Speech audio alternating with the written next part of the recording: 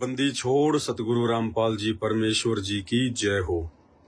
सत्साई भाई और बहनों, दया परमपिता परमेश्वर सतगुरु रामपाल जी भगवान की, जिनके शुभ आशीर्वाद से, जिनकी सत्य प्रेरणा से दास एक बार पुनः आप सभी भगत भाई बहनों की सेवा में, परमात्मा की प्यारी आत्माओं की सेवा में, शंकाओं के समाधान को लेकर सत्संगति के माध्यम से उपस्थित है। सभी भाई बहन लाइव जुड़ जाएं। लाइव जुड़ते ही एक बार वीडियो को ज्यादा से ज्यादा शेयर कर दें सभी जगह, ताकि सभी भगत भाई बहनों तक सूचना पहुंचे। सभी भाई बहन लाइव से जुड़ चुके हैं।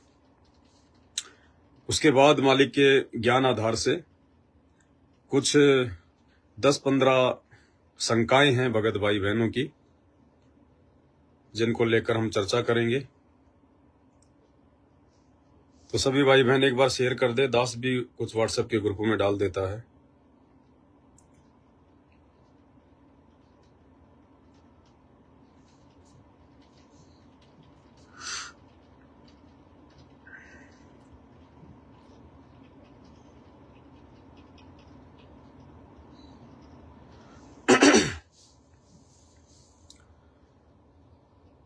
तो चलिए भाई और बहनों शुरू करते हैं गुरुदेव भगवान के आशीर्वाद से आज का शंका समाधान।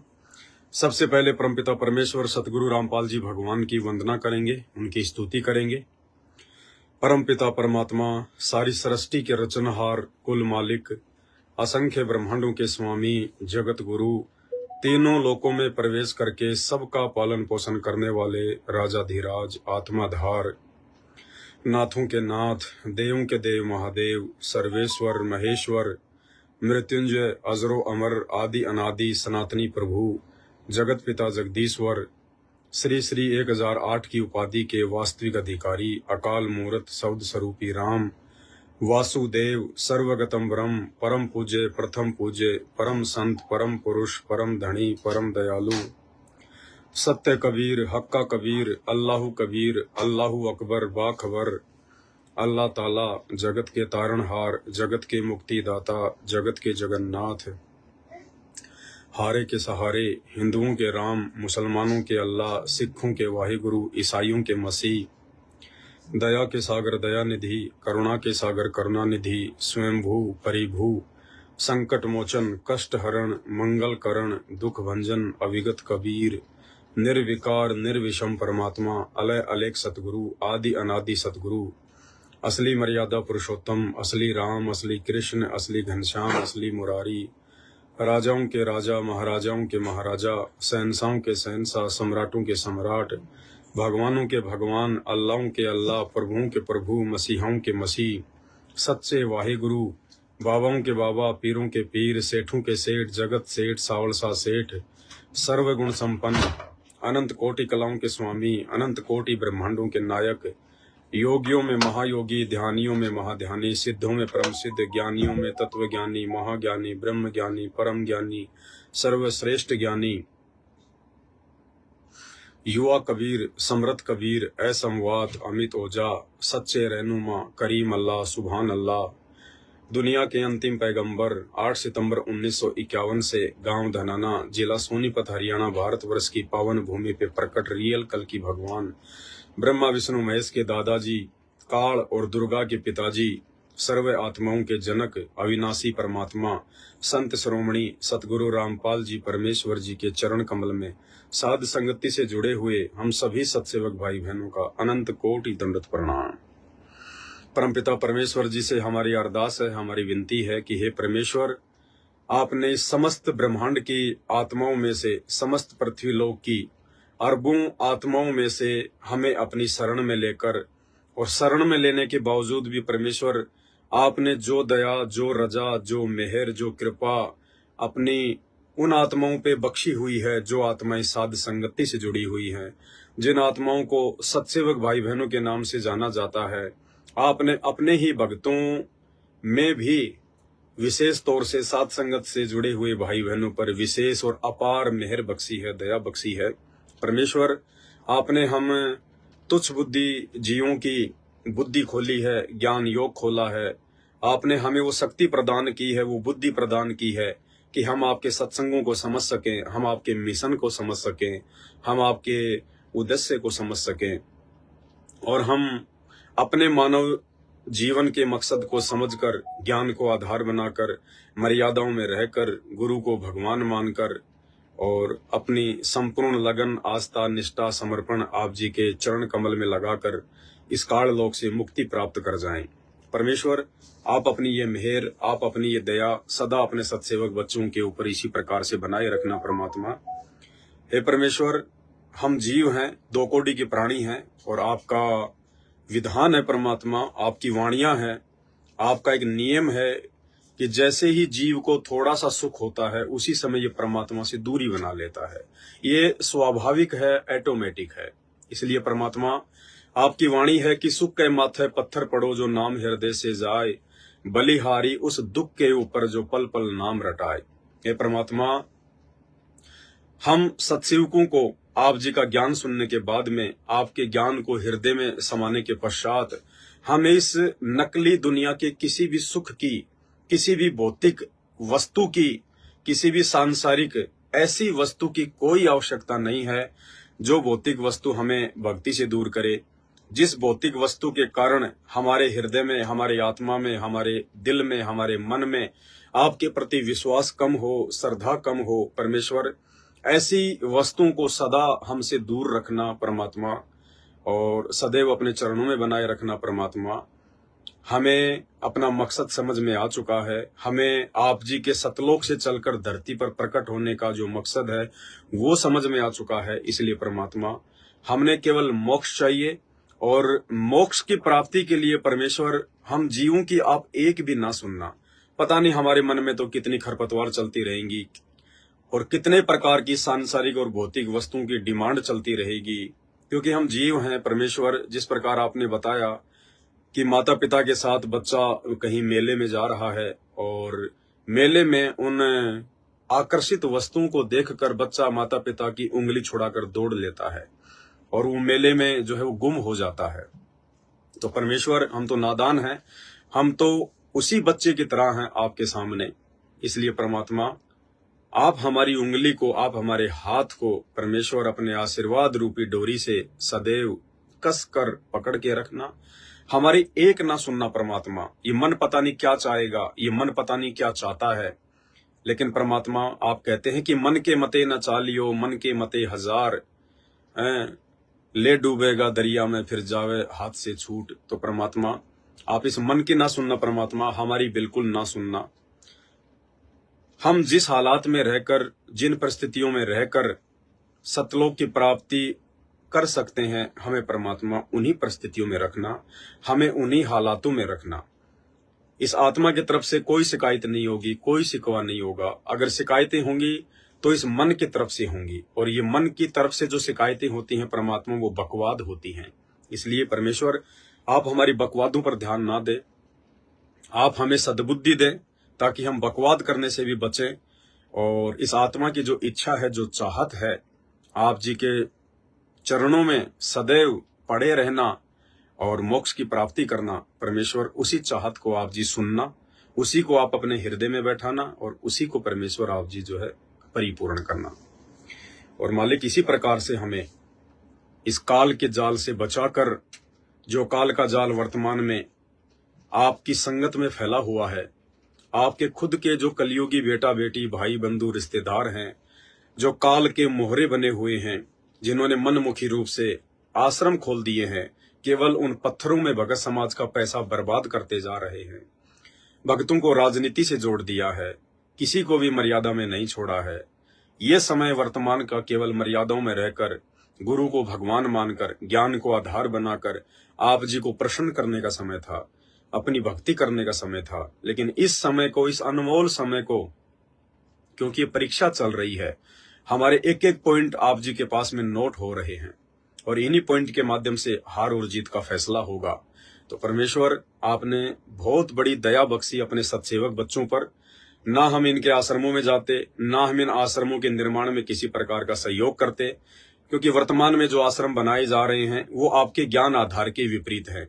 भले ही इन लोगों ने आपको आम व्यक्ति जानकर हिसार जेल में जाकर आपसे आदेश लिया हो और आपने भी इस परीक्षा के समय में उनको आदेश दे दिया हो, उसके बावजूद भी परमात्मा हम सत्सेवकों के लिए तो आपके वही आदेश मान्य होंगे जो आदेश आप जी ने हमें सत्संगों के माध्यम से दिए हैं। जब तक आप साक्षात जेल से बाहर नहीं आ जाते हैं, जब तक आप स्वयं अपने मुख कमल से हमें कोई आदेश नहीं दे देते हैं, उस समय तक वर्तमान में हमारे लिए केवल आपके सत्संग रूपी आदेश ही मायने रखते हैं।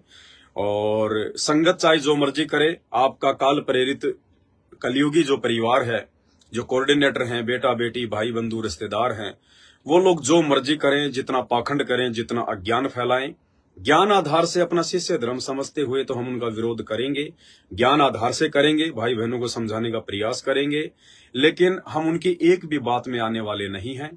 उनके द्वारा दिया गया कोई भी आदेश सबसे पहले हम आपके सत्संगों से मेल करेंगे, आपके वचनों से मिलाएंगे। आपने जो विधान बना के हमें दे दिया है सीडी डीवीडी के माध्यम से, मेमोरी कार्ड में सत्संग डाल डाल के, हम आपके सत्संगों से उनके आदेशों को मिलाएंगे। अगर आपके सन 2014 से पहले किए गए सत्संगों से उनका कोई भी आदेश, कोई भी पीला पर्चा, कोई भी ऑडियो वीडियो यदि मैच नहीं करती है, तो भले ही वो आदेश आपने अपने मुख कमल से उन लोगों को दिए हों जिन लोगों ने आपको मानुष समझकर आपसे बहुत सारी बातें छुपाकर आपसे आदेश लिए हैं अपने धार्मिक धंधे के लिए, काल प्रेरणा से अपने स्वार्थ के लिए, वो आदेश भी हमें वर्तमान में मान्य नहीं होंगे। यही आपका भक्ति विधान कहता है। तो परमेश्वर इतनी शक्ति, इतनी रजा आप जी अपने बच्चों पर बना के रखना। और परमेश्वर पिछले 8-10 वर्षों से आपने जो हिम्मत, जो सांस हमें दिया है, जिसके बलबूते पर हम इन काल प्रेरित लोगों का, सतलोक आश्रम मैनेजमेंट हरियाणा वालों का, इन कोऑर्डिनेटरों का, इनकी बकवादों का जो सामना हम कर रहे हैं, इनकी गालियां खाकर, इनकी मार पिटाई सहन करके, परमेश्वर आपके आशीर्वाद के बिना ये हिम्मत बिल्कुल भी नहीं आ सकती है। हे परमात्मा, आप बहुत दयालु हैं, आप बहुत समर्थ हैं। परमेश्वर, आप भले ही हमारे को ऊपर से चोट मार रहे हैं इन अज्ञानी लोगों के जो है कहने पर, लेकिन परमात्मा अंदर से हमें अच्छे से महसूस है, हमें अच्छे से पता है कि आप जी हमारे कितने साथ हैं और पल पल पर आप जी अपने सत्सेवक बच्चों की रक्षा कर रहे हैं। अन्यथा उन सतलोक आश्रम से जुड़े हुए लोगों का तो आए दिन एक्सीडेंट, अकाल मौत, लड़ाई झगड़े, बीमारी से हॉस्पिटल में पड़े हैं, कोरोना में ना जाने कितने मर गए। आप जी बिल्कुल भी उनकी हेल्प नहीं कर रहे हैं, क्योंकि आपका विधान है कि जब तक हंसा हमरी आना, काल लगे ना तेरा बाणा। जब तक ये जीव आपकी मर्यादा में रहकर भक्ति करेगा, तब तक ही आप उस आत्मा के साथी हैं, उसके दोस्त हैं, उसके मित्र हैं। और जिस दिन आपकी मर्यादा तोड़कर कोई कितनी भक्ति कर ले, कितना ही आपके आदेशों को फॉलो कर ले, कितना ही आश्रम बना ले, कितना ही राजनीति कर ले, कितना ही दान धर्म कर ले, कितना ही ज्योति पाठ करवा ले, परमेश्वर आपका आशीर्वाद उसी क्षण उसके सिर से जो है वो हट जाता है। तो मालिक, आपने तो स्पष्ट रूप से दिखा रखा है परमात्मा, कोई संशय नहीं है किसी प्रकार का। पिछले 8-10 वर्षों से आपने अपने एक भी सत्सेवक बच्चे की उंगली का नाखून भी नहीं उतरने दिया परमात्मा। आपने हर प्रकार से अपने बच्चों के ऊपर मेहर बख्शी हुई है, रजा बख्शी हुई है, दया बख्शी हुई है। किसी सत्सेवक को परमात्मा आपसे कोई शिकायत नहीं है, कोई गिला शिकवा नहीं है। परमात्मा, हम तो हाथ जोड़ते हैं कि परमात्मा, जितनी माया आपने हमें दे रखी है, जितनी हमें दे दी है, और जिस माया से आप जिस सेवा करवा रहे हैं परमेश्वर, हमारे लिए बहुत ज्यादा है, हमारी औकात से ज्यादा है परमात्मा। हे बंदी छोड़, आप छप्पर फाड़ दया करते हैं परमेश्वर, आप वास्तव में दयालु हैं परमेश्वर। हमें विश्वास हो चुका है कि इस गंदे लोक में भी यदि आप अपने बच्चों को इतनी मेहर बख्श रहे हैं, इतनी दया कर रहे हैं, जिनके भाग्य में नहीं था उनको छप्पर फाड़ के दे रहे हैं, नए सिरे से आप जी ने जो है उनका भाग्य जो है वो लिख दिया है। हे परमात्मा, इतने सुख हम यहाँ पे एक राजा बनकर भी प्राप्त नहीं कर सकते थे, जो सुख आपने अपनी शरण में लेकर अपने सत्सेवक बच्चों को दे दिए हैं परमेश्वर। सबसे बड़ा सुख आपने हमें बिल्कुल चिंता मुक्त कर दिया है। हमें ना कोई मरने की चिंता है, भले आज ही मौत आ जाए, इसी क्षण मौत आ जाए। हम सत्सेवकों को कोई चिंता नहीं है, जिस मरने से जग डरे, मेरे मन आनंद, कद मरूं कद पाऊं वो पूर्ण परमानंद। आपने बहुत बड़ी रजा बख्शी परमात्मा। आपने हमें रोजी रोटी की समस्याओं से चिंता मुक्त कर दिया है। आपने हमें जन्म मरण की चिंताओं से मुक्त कर दिया है। आपने हमें सांसारिक जो ये पचेड़े हैं, लेना देना, ये करना वो करना, दुनिया भर की निंदा चुगली, राग द्वेष, छल कपट, ईर्ष्या, मिलावट, चोरी जारी, व्यभिचार, रिश्वतखोरी, काला बाजारी, ये परमेश्वर आपने हर प्रकार से हमारे को साफ सुथरा करके अपने ज्ञान से, अपने आशीर्वाद से आपने हम सत्सेवक भाई बहनों को देवताओं से भी उत्तम चरित्र वाला बना दिया है। परमात्मा हमारे चरित्र से ऊपर तो ब्रह्मा विष्णु महेश का चरित्र भी नहीं है। परमात्मा वो भी गलतियां करते हैं, वो कर सकते हैं, लेकिन आपके सत्सेवक बच्चे अपना शीश कटवा लेंगे, लेकिन आपके वचन के विरुद्ध होकर जरा सी गलती भी नहीं करेंगे। परमेश्वर बंदी छोड़, आप बहुत दयालु हैं, बहुत मेहरबान हैं। सबसे बड़ी दयालुता आपकी कि अरबों खरबों की जनसंख्या में से आपने केवल चंद सत्सेवक बच्चों का ही ज्ञान योग खोला, उन्हीं की आपने बुद्धि खोली कि आप इंसान रूप में आए हुए पूर्ण ब्रह्म परमात्मा कबीर साहिब जी को सतगुरु रूप में हम सत्सेवकों ने पहचान लिया है, आपकी पहचान कर ली है। आपने हमें एक ऐसे संगठन से जोड़ दिया है, साध संगति से। परमेश्वर साध संगति एक ऐसा आपका एक ये ट्रेनिंग सेंटर है, एक ये कोचिंग सेंटर है कि साध संगति से जुड़े बिना, आप जिसे नाम उपदेश लेने के बाद में साध संगति से जुड़े बिना, साध संगति के रूल एंड रेगुलेशन को फॉलो किए बिना परमात्मा वो आत्मा कभी सतलोक जा ही नहीं सकती। वो चाहे कितना ही भक्ति कर ले, कितना ही कुछ कर ले, अगर जब तक साध संगति से नहीं जुड़ेगी, अपने आप को तन मन से स्वस्थ नहीं करेगी, मन कर्म वचन से शुद्ध नहीं करेगी, गुरु को पूर्णतया भगवान नहीं मानेगी, अपनी अंतरात्मा में आपके ज्ञान का आत्मसात नहीं करेगी, अपने हृदय को पाक और पवित्र नहीं करेगी, वो आत्मा सतलोक का दरवाजा भी नहीं देख सकती। हे परमेश्वर, आपने इस लाखों की भीड़ में से, आप ही की संगत वाली लाखों की भीड़ में से परमात्मा आपने हम सत्सेवकों पर ये रजा बख्शी, ये दया बख्शी। परमात्मा हमें आपने आईना दिखा दिया, हमें आपने इस गंदे लोग के जो भी दुख हैं, जो परेशानियां हैं, लोग जिनको सुख मानते हैं, असल में वो सबसे बड़े दुख है, वो परेशानी के कारण है। वो परमेश्वर आपने हम उन सब की जानकारी करवाई और अपनी शरण में ले लिया। परमात्मा सद्बुद्धि देकर भक्ति करवा रहे हैं। ये परमात्मा मालिक आपकी वाणी है कि पतिव्रता चूके नहीं, चाहे धर अंबर धसकंत, संत न छोड़े संतता, चाहे कोटिक मिलो असंत। परमात्मा ये धरती, ये सूरज, ये चांद, ये सितारे, ये ब्रह्मांड इधर से उधर हो सकते हैं, लेकिन हम आपके सत्सेवक बच्चे परमात्मा आपको हृदय से, आपको आत्मा से पूर्ण विश्वास दिलाते हैं। आप यंत्रामी है परमात्मा, सब कुछ जानते हैं, घट घट के वासी हैं, कण कण के वासी हैं, सबकी आत्मा में विराजमान है, सबके हृदय में विराजमान है परमेश्वर। लेकिन फिर भी हम आपके सत्सेवक बच्चे आपको ये विश्वास दिलाते हैं परमेश्वर कि भले ही आपसे ज्ञान लेने के बाद में, आपका आशीर्वाद प्राप्त करने के बाद में, आपकी पहचान होने के बाद परमेश्वर, चाहे घर छूटो, चाहे जग रूठो, चाहे रूठो ये संसारा हो परमेश्वर, चाहे हमारी गर्दन क्यों न कट जाए, लेकिन हम आपके चरण कमल से दूर नहीं होंगे। हम आपके प्रत्येक वचन को फॉलो करेंगे परमात्मा, प्रत्येक नियम पे चलेंगे परमेश्वर। हम मन कर्म वचन से आपको किसी भी प्रकार का कोई भी दुख नहीं देंगे। इसलिए परमेश्वर आप अपने बच्चों पर इसी प्रकार अपने आशीर्वाद रूपी मेहर बरसा के रखना, क्योंकि परमात्मा हमारे ये वादे, ये इरादे, ये करार, ये एग्रीमेंट, ये केवल आपकी भक्ति के आधार से आपने हमारे अंदर जो चीज डाल दी है, जो चीज ब्रह्मा विष्णु महेश के हृदय में भी नहीं डाली, आपने सृष्टि में किसी के हृदय में नहीं डाली, जो वस्तु आपने अपने सत्सेवक बच्चों के हृदय में डाल दी है, उस आधार से परमात्मा आप ही के आशीर्वाद से, आप ही के ऊपर विश्वास करके, आप ही के पीठ पीछे, आप ही को अपने सामने खड़ा हुआ जानकर परमेश्वर हम इस प्रकार की बातें जो है वो कह रहे हैं, वो कर रहे हैं। अन्यथा परमात्मा हम दो कोटि के जीवों की कोई औकात नहीं है। जिस प्रकार परमेश्वर आपने बताया कि एक बार नारद जी को अहंकार हो गया, घमंड हो गया, क्योंकि नारद जी 12 वर्ष तक जंगल में जाके तपस्या करके आए, और नारद जी सबसे पहले अपने पिता ब्रह्मा जी के पास गए और कहा कि पिताजी, मैंने कामदेव पर विजय प्राप्त कर ली है, मैंने काम वासना पर विजय प्राप्त कर ली है, अब मुझे किसी भी प्रकार का भोग विलास का जो चक्कर है मुझे दुखी नहीं कर सकता, परेशान नहीं कर सकता।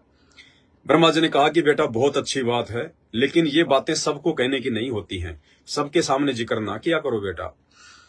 लेकिन नारद जी तो जीव थे, वो गए अपने चाचा जी श्री विष्णु जी के पास में, और विष्णु जी के पास जाकर भी उन्होंने यही बात कही कि भाई चाचा जी, मैंने तो 12 वर्ष तक यज्ञ जो है वो तप किया है, मैंने कामदेव पर विजय प्राप्त कर ली है, मैंने अपनी इंद्रियों को अपने वश में कर लिया है।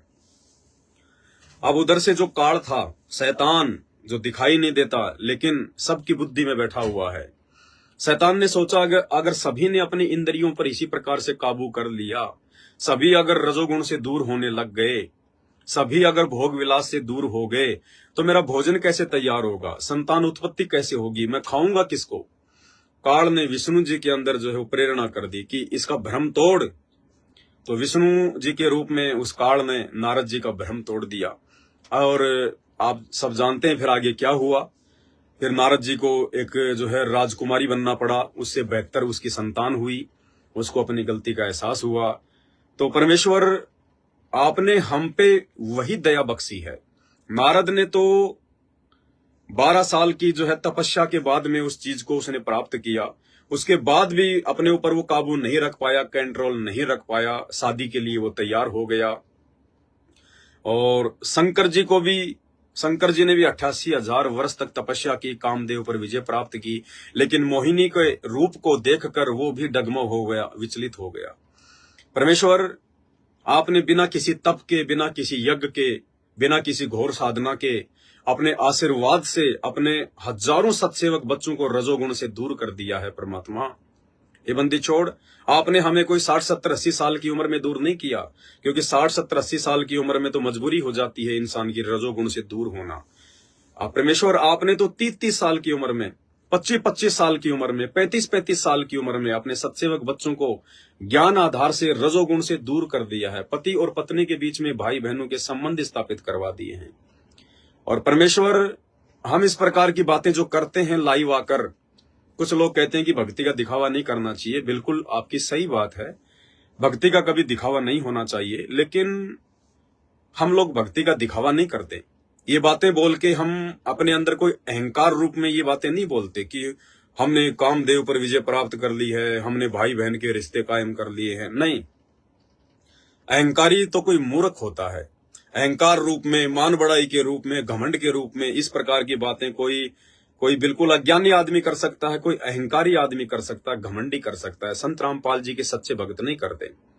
परमेश्वर, हमारा केवल एक ही मकसद है, दुनिया जो मर्जी सोचे, दुनिया की अपनी सोच है, क्योंकि हम दुनिया के सोच के आधार से नहीं चलते, हम अपने गुरुदेव की सोच के आधार से चलते हैं, हम अपने गुरुदेव के वचनों के हिसाब से चलते हैं।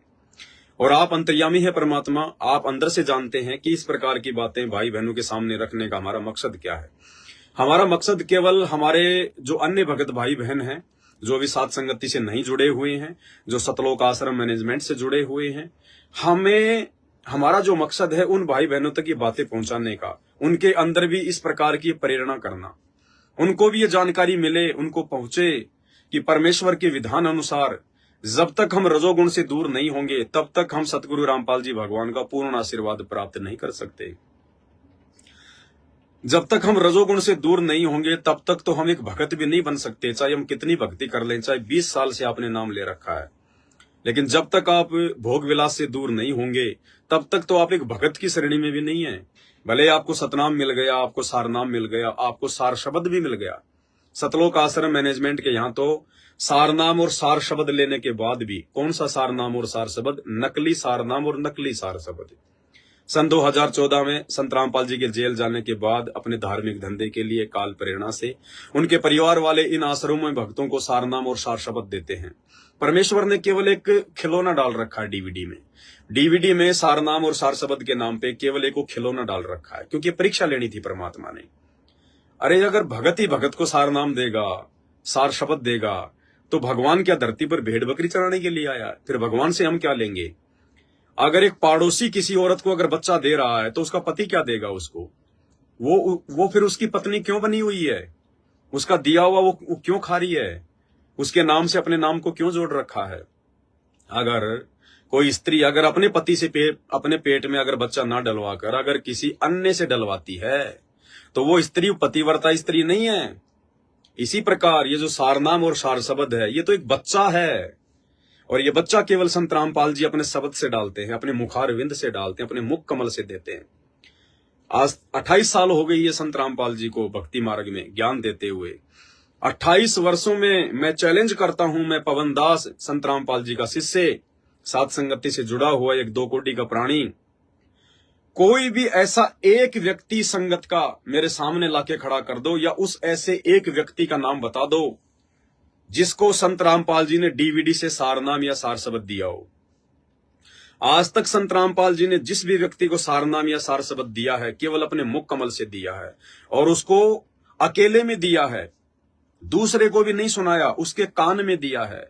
अगर पति और पत्नी दोनों को यदि उन्होंने आश्रम में सारनाम दिया है, तो पति और पत्नी दोनों को संत रामपाल जी ने अलग अलग वो मंत्र दिए हैं, और उनको कह दिया कि आपस में भी तुमने इस सारनाम का जिक्र नहीं करना है कि गुरुजी ने मुझे क्या मंत्र दिए, गुरुजी ने तुझे क्या मंत्र दिए।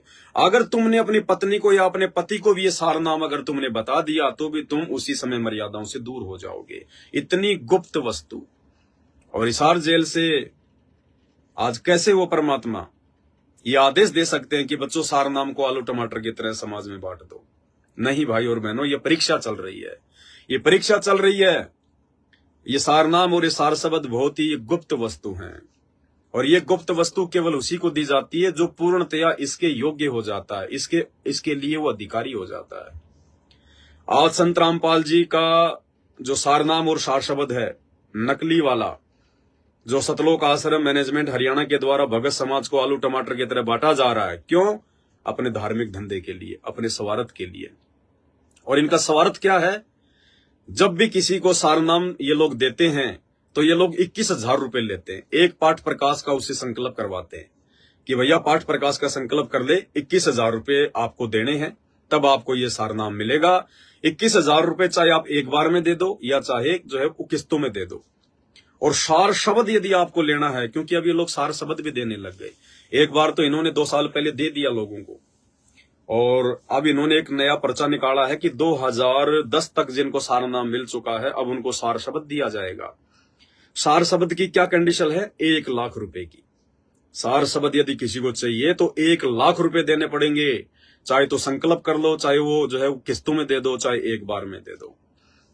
और भाई और बहनों, ये सारनाम और सार शब्द लेने के बाद में, क्योंकि मर्यादा उनकी खंडित हो जाती है, क्योंकि ये परीक्षा चल रही है, जो मंत्र आपका गुरु देने के लिए आता है, जिन मंत्रों को गुरु ने 4 युगों में जो है गुप्त रखा परमात्मा ने, जिन जिन आत्माओं को दिया उनको परमात्मा ने सौगंध दिला दी थी कि आपने इन मंत्रों का कहीं कोई खुलासा नहीं करना है। और ये मंत्र पुण्यात्माओं परमेश्वर उसी आत्मा को देता है, उसी आत्मा को ये सारनाम और सार शब्द दिया जाता है जो आत्मा इन मंत्रों को लेने के बाद में, जैसे परमात्मा कहते हैं ना कि जो सीप होती है, सीप अगर पानी पीती है तो स्वाति नक्षत्र के समय में आकाश से जो बारिश होती है उसी की बूंद को पीती है। समुद्र में रहती है लेकिन समुद्र का पानी नहीं पीती है। और एक बार जब वो सीप बूंद को अपने मुंह में समा लेती है, उसके बाद वो अपने मुंह को जो है वो बंद कर लेती है और उसी समुद्र में जो है डुबकी लगाने लग जाती है, और उसी बूंद से मोती बनता है, उसी बूंद से। भाई और बहनों, इसी प्रकार संत रामपाल जी ये सारनाम और ये सार शब्द उसी आत्मा को देंगे जो आत्मा एक बार अपने गुरुदेव भगवान के मुख कमल से इन सत मंत्रों को लेने के बाद में सीप की तरह अपने मुंह को बंद कर लेती है। वो अपनी गर्दन कटवा लेगी, मरना मंजूर, लेकिन उन मंत्रों को किसी के सामने बताएगी नहीं, बोलेगी नहीं, खोलेगी नहीं। वो फिर संत रामपाल जी से दूर नहीं हो सकती। और आज देखिए आप, इन सतलोक आश्रमों से सारनाम और सार शब्द लेने के बाद में हर दूसरे तीसरे महीने लोग संत रामपाल जी से टूटकर दूसरे पंथों में जा रहे हैं। उन पंथों में जाने के बाद में वो जो है वो खुलासे कर रहे हैं कि ये है संत रामपाल जी का सार नाम, ये है संत रामपाल जी का सार शब्द। और उन नकली पंथों के जो नकली गुरु हैं वो फिर संत रामपाल जी का मजाक बनाते हैं, उन मंत्रों को लाइव आकर सरेआम लोगों को बताते हैं कि ये है संत रामपाल जी का सार नाम, ये है संत रामपाल जी का सार शब्द। तो संत रामपाल जी कोई बालक नहीं है, वो अंतर्यामी भगवान है। सृष्टि में केवल एक ही अंतर्यामी है, संत रामपाल जी। और उन्हें अच्छे से पता था, अरे ये खाली त्रिकालदर्शी नहीं, ये समस्त कालदर्शी हैं। क्या संत रामपाल जी को इस बात का पता नहीं था कि जिन अनमोल मंत्रों को छुपाते छुपाते परमात्मा 4 युगों से कलयुग की पिछली पीढ़ी तक लाए हैं, जिस अनमोल सार नाम के लिए परमात्मा ने धर्मदास को जिंदा समाधि दे दी। नानक जी को जब परमात्मा ने सार नाम दिया तो उनसे सौगंध निकलवाई। नानक जी मरने को मर गए, लेकिन अपने बच्चों को जयचंद और श्रीचंद को उन्होंने कभी भी सार नाम नहीं बताया।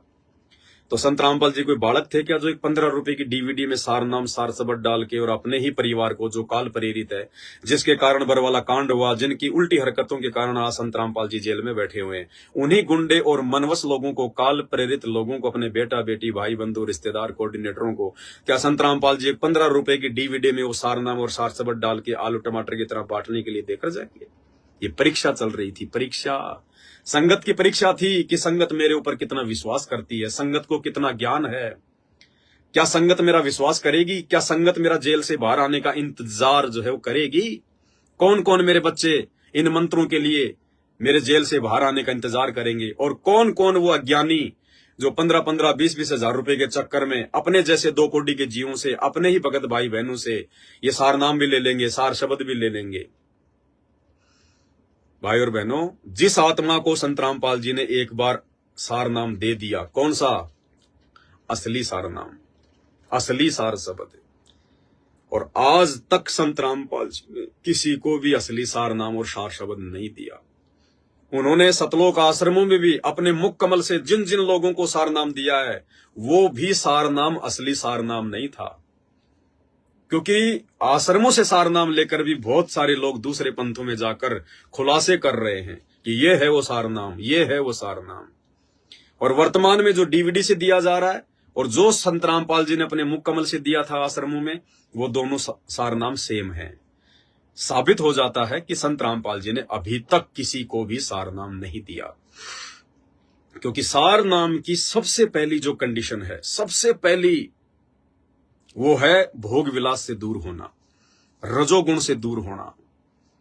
और परमेश्वर की वाणी है कि भग भोग्या भग उपजय, भग यानी योनि, स्त्री योनि, भग कहते हैं भग भोग्या भग उपजय। जब तक इंसान योनि के सुख में पड़ा रहेगा, झूठे सुख में, भग भोग्या भग उपजय, तब तक वो इंसान बार बार भग से जन्म लेगा। यानी भोग विलास करने वाला इंसान बार बार योनि से ही जन्म लेगा, उसका मोक्ष नहीं हो सकता। भग भोग्या भग उपजय, और भग से बचा न कोई, जो कोई भग से बचे भगत कहावै सोई। यानी जब तक हम लोग संत रामपाल जी से नाम उपदेश लेने के बाद इस रजोगुण वाली जो है, हम इस क्रिया से दूर नहीं हो जाते हैं, तब तक तो हम असल में एक भगत भी नहीं बनते, भगत भी। अब बताइए, जिन लोगों को वर्तमान में इन आश्रमों में सारनाम और सार शब्द दिया जा रहा है, 99% लोग 50-50 साल के हो चुके हैं, कहते हैं हमारे को सार नाम मिल गया, हमारे को सार शब्द मिल गया। और आज भी वो बच्चे पैदा करने की फिराक में हैं कि हमारे बच्चे नहीं हो रहे, हमारे बच्चे पैदा नहीं हो रहे। आज भी वो भक्रिया में लगे हुए हैं, हर प्रकार से कोशिश कर रहे हैं कि एक बेटा या बेटी तो हो ही जाए, और कहते हैं हमने सार नाम ले लिया, हमने सार शब्द ले लिया। खोपड़ी में उनके सफेद बाल आ रहे हैं, बच्चे उनके 30-30 साल के हो रहे हैं, और फिर भी वो जो है पति और पत्नी वाले जो है इस कुकर्म से दूर नहीं है। फिर भी मौका पाते ही कुकर्म जो है वो कर बैठते हैं, फिर भी कहते हैं हमने सार नाम ले लिया, हमने सार शब्द ले लिया। तो भाई और बहनों, वो परमात्मा है, वो कोई बालक नहीं है, कोई बच्चा नहीं है। और संत जब परीक्षा लेता है तो ऐसी परीक्षा होती है। 99% आत्माओं के समझ में नहीं आता कि ये क्या खेल चल रहा है, जबकि परीक्षा बहुत साधारण होती है, बहुत ही नॉर्मल परीक्षा होती है परमात्मा की। बस थोड़ा सा ज्ञान को आधार बनाने की और गुरुदेव भगवान से प्रार्थना करने की जरूरत है। अब जैसे 650 साल पहले परमात्मा ने क्या परीक्षा ली, सैकड़ों साल तक परमात्मा ने ज्ञान दिया, 100 साल, और 100 साल ज्ञान देने के बाद भगवान ने क्या परीक्षा ली? एक हाथी पे बैठे, अपनी ही एक बेटी, वचन की बेटी शिष्या, जो पहले वेश्या का काम करती थी, भगवान ने उसको सत्संग सुनाया, वो भगत बन गई। उसको कहा कि बेटी कल हार श्रृंगार करके आना, उसको हाथी पे बैठाया, रविदास जी को हाथी का ड्राइवर बनाया। और परमेश्वर ने क्या परीक्षा ली? गंगा जल को एक बोतल में भरा और उस बेटी के जो है कंधे पे हाथ रखकर, बाप है, बाप चाहे कहीं भी हाथ रखे अपनी बेटी के, कौन सी बड़ी बात है जब बाप ही मान लिया। अरे बाथरूम में एक बाप अपनी 2 साल की बेटी को नंगी करके नहलाता है, वो उसके गुप्तांग को भी साफ करता है, उसके गुप्तांग पर भी उसका हाथ लगता है, उसकी छाती पर भी उसका हाथ लगता है, उसकी छाती को भी वो साफ करता है, साबुन लगाता है। तो क्या उसका बाप नहीं है? तो क्या वो शरारत कर रहा अपनी बेटी के साथ में? और फिर ये तो परमपिता, ये तो बापों का बाप, माओं की माँ, इनके विषय में तो ऐसा सोचना भी नरक के जो है कुंड में जाना। तो भाई और बहनों, उस बाप ने अपनी बेटी के जो है कंधे पे हाथ रखा और एक गंगा जल बोतल में डाल के अपने मुंह के लगा के यूं एक्टिंग करने लग गए, क्योंकि संगत में बकवास ज्यादा होने लग गई थी। परमात्मा ने देखा इनमें ज्ञान भी है या ऐसी देखा देखी में लगे हुए हैं। एक परीक्षा ली थी परमात्मा ने, और आज गुरुदेव भगवान ने बताया कि उस परीक्षा में एक भी पास नहीं हुआ। 64 के 64 लाख फेल हो गए। सब लोगों ने अपने मन में दोष पाल लिया। शुक्र है कि वो गुरुद्रोही नहीं हुए, लेकिन गुरुजी से दूर हो गए मन में दोष निकाल कर कि यार इन्होंने तो नाक कटवा दिया हमारा। गांव वाले हमारे को बोलने नहीं देंगे कि तू बड़ी जो है बड़ाई करता था, डींग मारता था, कबीर ऐसा है, कबीर को ऐसा ज्ञान है, हैं? वही गुरुजी ने तो हमारा जो है जीना आराम कर दिया। तो मन में दोष आ गया। उन लोगों ने ये नहीं सोचा, अरे 100 साल से जो महापुरुष तुम लोगों की शराब छुड़वा रहा है, तुम लोगों से कुकर्म छुड़वा रहा है, ये कुकर्म करने वाले इन हाथों को उन्होंने यूं जोड़ना सिखाया, सत साहेब सत साहेब। कुकर्म करने वाले हाथों से दान धर्म करना सिखाया, परोपकार करना सिखाया, सेवा करनी सिखाई, इन हाथों से माला पकड़नी सिखाई। उस परमात्मा ने लोगों की शराब छुड़वाई, बीड़ी गुटखा छुड़वाई, तमाकू छुड़वाई, कुकर्म छुड़वाए। वो परमात्मा आज इस प्रकार की घटिया हरकत करेगा, और वो भी 100 साल की उम्र में, और वो भी सरेआम घूम के करेगा। अरे अगर किसी को अगर ऐसा कुकर्म भी करना होता है तो आम प्राणी भी जो है किसी मतलब की बंद कोठे में करता है, किसी होटल में जाके करता है, सरेआम तो वो भी नहीं करता। फिर भी हम लोगों की बुद्धि में ये बात नहीं आई कि ये क्या खेल चल रहा है। तो इसी प्रकार भाई और बहनों, वर्तमान में हिसार जेल में बैठकर संत रामपाल जी ज्ञान आधार से जो अपने बच्चों की परीक्षा ले रहे हैं ना, ये बहुत ही नॉर्मल सी परीक्षा है, बहुत ही नॉर्मल सी परीक्षा है। और इस परीक्षा के लिए मेरा सौभाग्य, मेरा परम सौभाग्य कि उस पूर्ण परमात्मा सारी सृष्टि के रचनहार ने और इस 2 कोटि के इस पवन दास को निमित्त बनाया। मेरे ऊपर झूठा गुरुद्रोही का जो है वो तमगा लगाया, और ये संगत मेरे हजारों वीडियो देखने के बाद भी एक गुरुद्रोही की डेफिनेशन क्या होती है, गुरुद्रोही के क्या लक्षण होते हैं, क्या पहचान होती है, एक पहचान नहीं कर पा रही। छोटे से संत रामपाल जी के सत्संग को नहीं समझ पा रही कि सत्संग में संत रामपाल जी ने गुरुद्रोही की क्या पहचान बनाई जो है वो बताई है, और उस पहचान के आधार से ये पवनदास गुरुद्रोही है या क्या है। अरे गुरुद्रोही की पहचान नहीं कर पा रही, और जिसके ऊपर देशद्रोही का मुकदमा लगा हुआ संत रामपाल जी के ऊपर, उनको क्या खाक पहचानेगी ये संगत? जिंदगी में नहीं पहचान सकती। तो मेरा सौभाग्य, मेरे परमात्मा ने मुझे इस लायक समझा। मैं उनकी इस मेहर के लिए, इस रजा के लिए, अगर मेरे खून का अगर टपका टपका भी उनके चरणों में लग जाए, सेवा में लग जाए, तो भी मैं उनका ये एहसान नहीं उतार पाऊंगा। ये तो आने वाले समय में दुनिया भी देखेगी, भगत समाज भी देखेगा। बाद में अपने माथे पे हाथ धर के लोग रोएंगे, पछताएंगे, लेकिन उस समय कोई फायदा नहीं होगा, क्योंकि समय हाथ से जा चुका होगा। लेकिन जिन आत्माओं ने समझा, उन पे बहुत बड़ी मेहर, और उन आत्माओं को परमात्मा ने सत्सेवकों का नाम दिया, उनको साथ संगति से जोड़ दिया। तो भाई और बहनों, जो सारनाम लेकर अपने आप में जो बड़े बड़े लोग जो फूल रहे हैं गुब्बारे की तरह, वो उनकी एकदम से हवा निकलेगी, क्योंकि हवा भरा हुआ गुब्बारा जब हाथ से छूट जाता है तो ज्यादा देर तक नहीं टिक पाता। या तो कोई न कोई उसको नाखून मार देगा, या वैसे थोड़ी देर बाद में धूप के कारण वो फूटेगा। तो जिन जिन लोगों ने संत रामपाल जी के जेल जाने के बाद उनके इस कलयुगी बेटा बेटी, भाई बंधु, रिश्तेदारों से, उनके परिवार वालों से इन आश्रमों में जाकर जो ये नकली और फर्जी सारनाम लिया है या जो ले रहे हैं, उन आत्माओं ने तो अपना ये मानव जन्म पूरा का पूरा बर्बाद कर दिया है, पूरा का पूरा बर्बाद। उन आत्माओं को कोई माफी नहीं है, किसी भी प्रकार की माफी नहीं है। इस जन्म में वो आत्मा सतलोक नहीं जा सकती, वो आत्माएं पार नहीं हो सकती।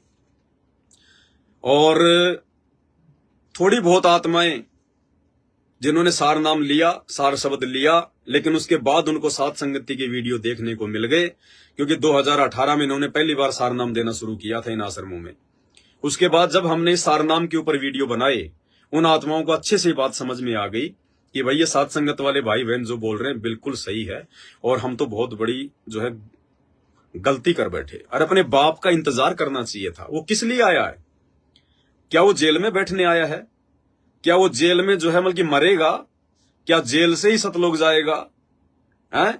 सत्संगों में क्या कहा परमात्मा ने कि पूरा विश्व मेरी भक्ति करेगा, पूरा विश्व ये नाम लेगा, घर घर होगा बोध विचारा, सकल सृष्टि जो है परवानिक हुई। तो क्या तुम्हें विश्वास नहीं था कि हमारा गुरुजी आएगा नहीं? हमारे गुरुजी आएंगे तो हमें सार नाम देंगे, क्या तुम्हें विश्वास नहीं था?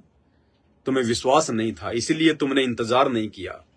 अरे किसी औरत का पति अगर विदेश अगर वो चला जाए धन कमाने और 1 साल के लिए जाए और अगर 2 साल तक वो नहीं आता है, तो क्या वो औरत अपने पड़ोसी से अपने पेट में बच्चा डलवा लेगी? वो नहीं डलवाएगी। अगर वो पतिव्रता औरत होगी, अगर वो सच्ची औरत होगी, तो किसी गैर पुरुष से अपने पेट में बच्चा नहीं डलवाएगी, अपने पति का इंतजार करेगी। पति नहीं भी आएगा तो बांझ मर जाएगी वो, अगर वो पतिव्रता होगी तो इसी प्रकार संत रामपाल जी जो जेल चले गए अपनी लीला करने के लिए, और पीछे से अपने भक्तों की ज्ञान आधार से परीक्षा लेने के लिए, और पीछे से लोगों ने पड़ोसियों से अपने पेट में बच्चे डलवा लिए, किसी ने सार नाम का, किसी ने सार शब्द का, हैं, और फुला फुला के पेट घूम रहे हैं कि आई एम सार नामी, आई एम सार शब्दी। भाई कुछ नहीं है, तुमने अपना जीवन बर्बाद कर लिया, तुम लोगों ने इस मनुष्य जन्म को बर्बाद कर दिया। तुम लोग पतिव्रता धर्म से बिल्कुल नीचे गिर चुके हो, बिल्कुल। इस जन्म में तुम्हारा उद्धार नहीं हो सकता, भले तुम कितना ही माफी मांग लेना, कितना ही तुम नाक रगड़ लेना संत रामपाल जी के आगे। हाँ, जब तुम माफी मांगोगे, और मांगनी पड़ेगी, कल को माफी मांगनी पड़ेगी। तुमने जो कुकर्म किया है ये सार नाम और सार शब्द लेने का, सतलोक आश्रम मैनेजमेंट की कुसंगति करके राजनीति करने का, ये रक्तदान, दे दान, इन कुपात्रों को ज्योति पाठ का पैसा, धनाना गांव में आश्रम बनाना, कभी राजनीति में कभी बीजेपी को वोट, कभी कांग्रेस को वोट, कभी जाटों के आरक्षण में जाना, उन लोगों को जो है 11-11 लाख रुपए देना तुम्हारे दान धर्म से, गैंगस्टर आनंदपाल सिंह की सीबीआई जांच के समर्थन में उतरना, 5-5 लाख रुपए राजपूत जो है करणी सेना को देना। ये जितने भी तुमने कुकर्म किए हैं, इन कुकर्मों के लिए जब तुम माफी मांगोगे तो वो तो दयालु भगवान है, वो तो दयालु है, वो तो चाहता है कि किसी प्रकार ये आत्माएं भक्ति पर लगी रहे। इसलिए परमात्मा तो बोल देगा ठीक है बेटा, कोई दिक्कत नहीं, माफ हो गया बेटा, माफ हो गया, आगे भक्ति करो, आगे कोई गलती ना करना।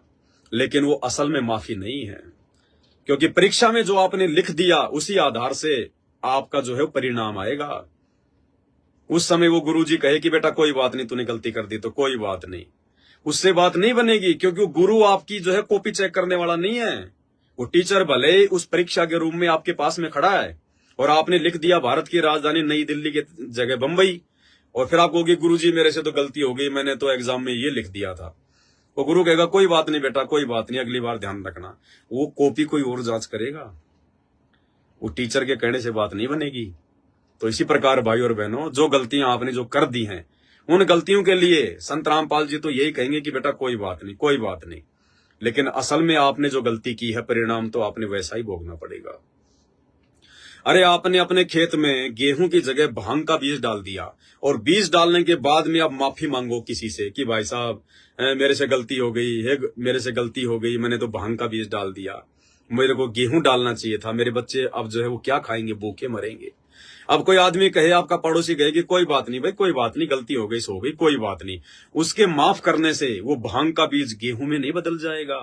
वो तो समय आने पर भांग ही आएगा, भांग के डोडे आएंगे, डोडे गेहूं की बाली की जगह। तो भाई और बहनों, जो गलती आपने कर दी है ना, बहुत बड़ी गलती की है, बहुत बड़ी। आपको अपने गुरु पर विश्वास नहीं रहा, आपने अपने गुरु का इंतजार नहीं किया, और यही तो परीक्षा थी। अरे 27 साल से ज्ञान दे रहा भगवान, परीक्षा नहीं लेगा क्या? और परीक्षा कोई हाथी मंगवा के कोई बरवाड़ा में चक्कर थोड़ी काटेगा। देश काल और परिस्थिति के अनुसार परीक्षा भी अलग अलग होती है। तो परमात्मा तो कह देंगे कि बेटा तेरी माफी हो गई, तेरी माफी हो गई, कोई बात नहीं, और तुम भी मान लोगे ठीक है गुरुजी ने माफ कर दिया, माफ कर दिया। लेकिन परमात्मा का विधान नहीं टूटता, विधान उनका जो है शाश्वत है, अटल है। जैसे परमात्मा ने काशी में परीक्षा ली, 64 के 64 लाख हम फेल हो गए। बाद में हमें अपनी गलती का एहसास भी हुआ, धीरे धीरे फिर हम परमात्मा के पास जाने लग गए, उनके आश्रमों में जाने लग गए, सत्संग सुनने लग गए, हमने अपनी गलतियों की माफी भी मांगी। और परमात्मा क्या कहा करते थे, कोई बात नहीं बेटा, कोई बात नहीं, अब आगे ध्यान रखो, आगे ध्यान रखो। गुरुजी मैं सतलोक तो जाऊंगा ना, हाँ बेटा सतलोक चलेंगे, बेटा सतलोक चलेंगे, विमान आएगा। लेकिन 64 के 64 लाख आज गुरुजी क्या कह रहे हैं, सारे के सारे फेल हो गए, सारे के सारे। और चलो 650 साल पहले तो गलती हो सकती थी, क्योंकि वो तो कलयुग की जो है प्रथम पीढ़ी थी, शिक्षा नहीं थी, हम लोग अनपढ़ थे, हम लोग शास्त्रों से देख नहीं पाए, पहचान नहीं पाए, भगवान को नहीं पहचान पाए। आज परमात्मा ने, संत रामपाल जी ने कौन सी जो है वो कमी छोड़ दी भाई। अरे 28 साल थोड़ी नहीं होती है किसी आदमी को समझाने के लिए। दिन रात एक कर दी उन्होंने, शास्त्र दिखा दिखा के, दिन रात 28 साल तक तो अगर किसी कुम्हार के गधे को गीता पढ़ाई जाए वो भी स्वर्ग में जाने को तैयार हो जाए। और संत रामपाल जी ने 28 साल तक जिन इंसानों को गीता पढ़ाई, वेद शास्त्र पढ़ाए, उनके भगत बने, आज वो गधे बनने की तरफ जा रहे हैं। वो बन गए गधे। कभी बीजेपी के गधे बन जाते हैं, कभी कांग्रेस के गधे बन जाते हैं, कभी जाट आरक्षण में गधे बन जाते हैं, कभी राजपूत करणी सेना के गधे बन जाते हैं, कभी सतलोक आश्रम मैनेजमेंट हरियाणा के गधे बन जाते हैं। क्योंकि गधे का स्वभाव है, गधा ही रहेगा। कहते हैं ना कि गधे की आंख में घी डालो तो नाराज होता है कि मेरी आंख फोड़ रहा है, लेकिन उस गधे को क्या पता कि घी बहुत अच्छी वस्तु है, तेरे को अच्छा दिखाई देगा। लेकिन गधा क्या सोचता है कि मेरी आंख फोड़ने का प्रयास किया जा रहा है।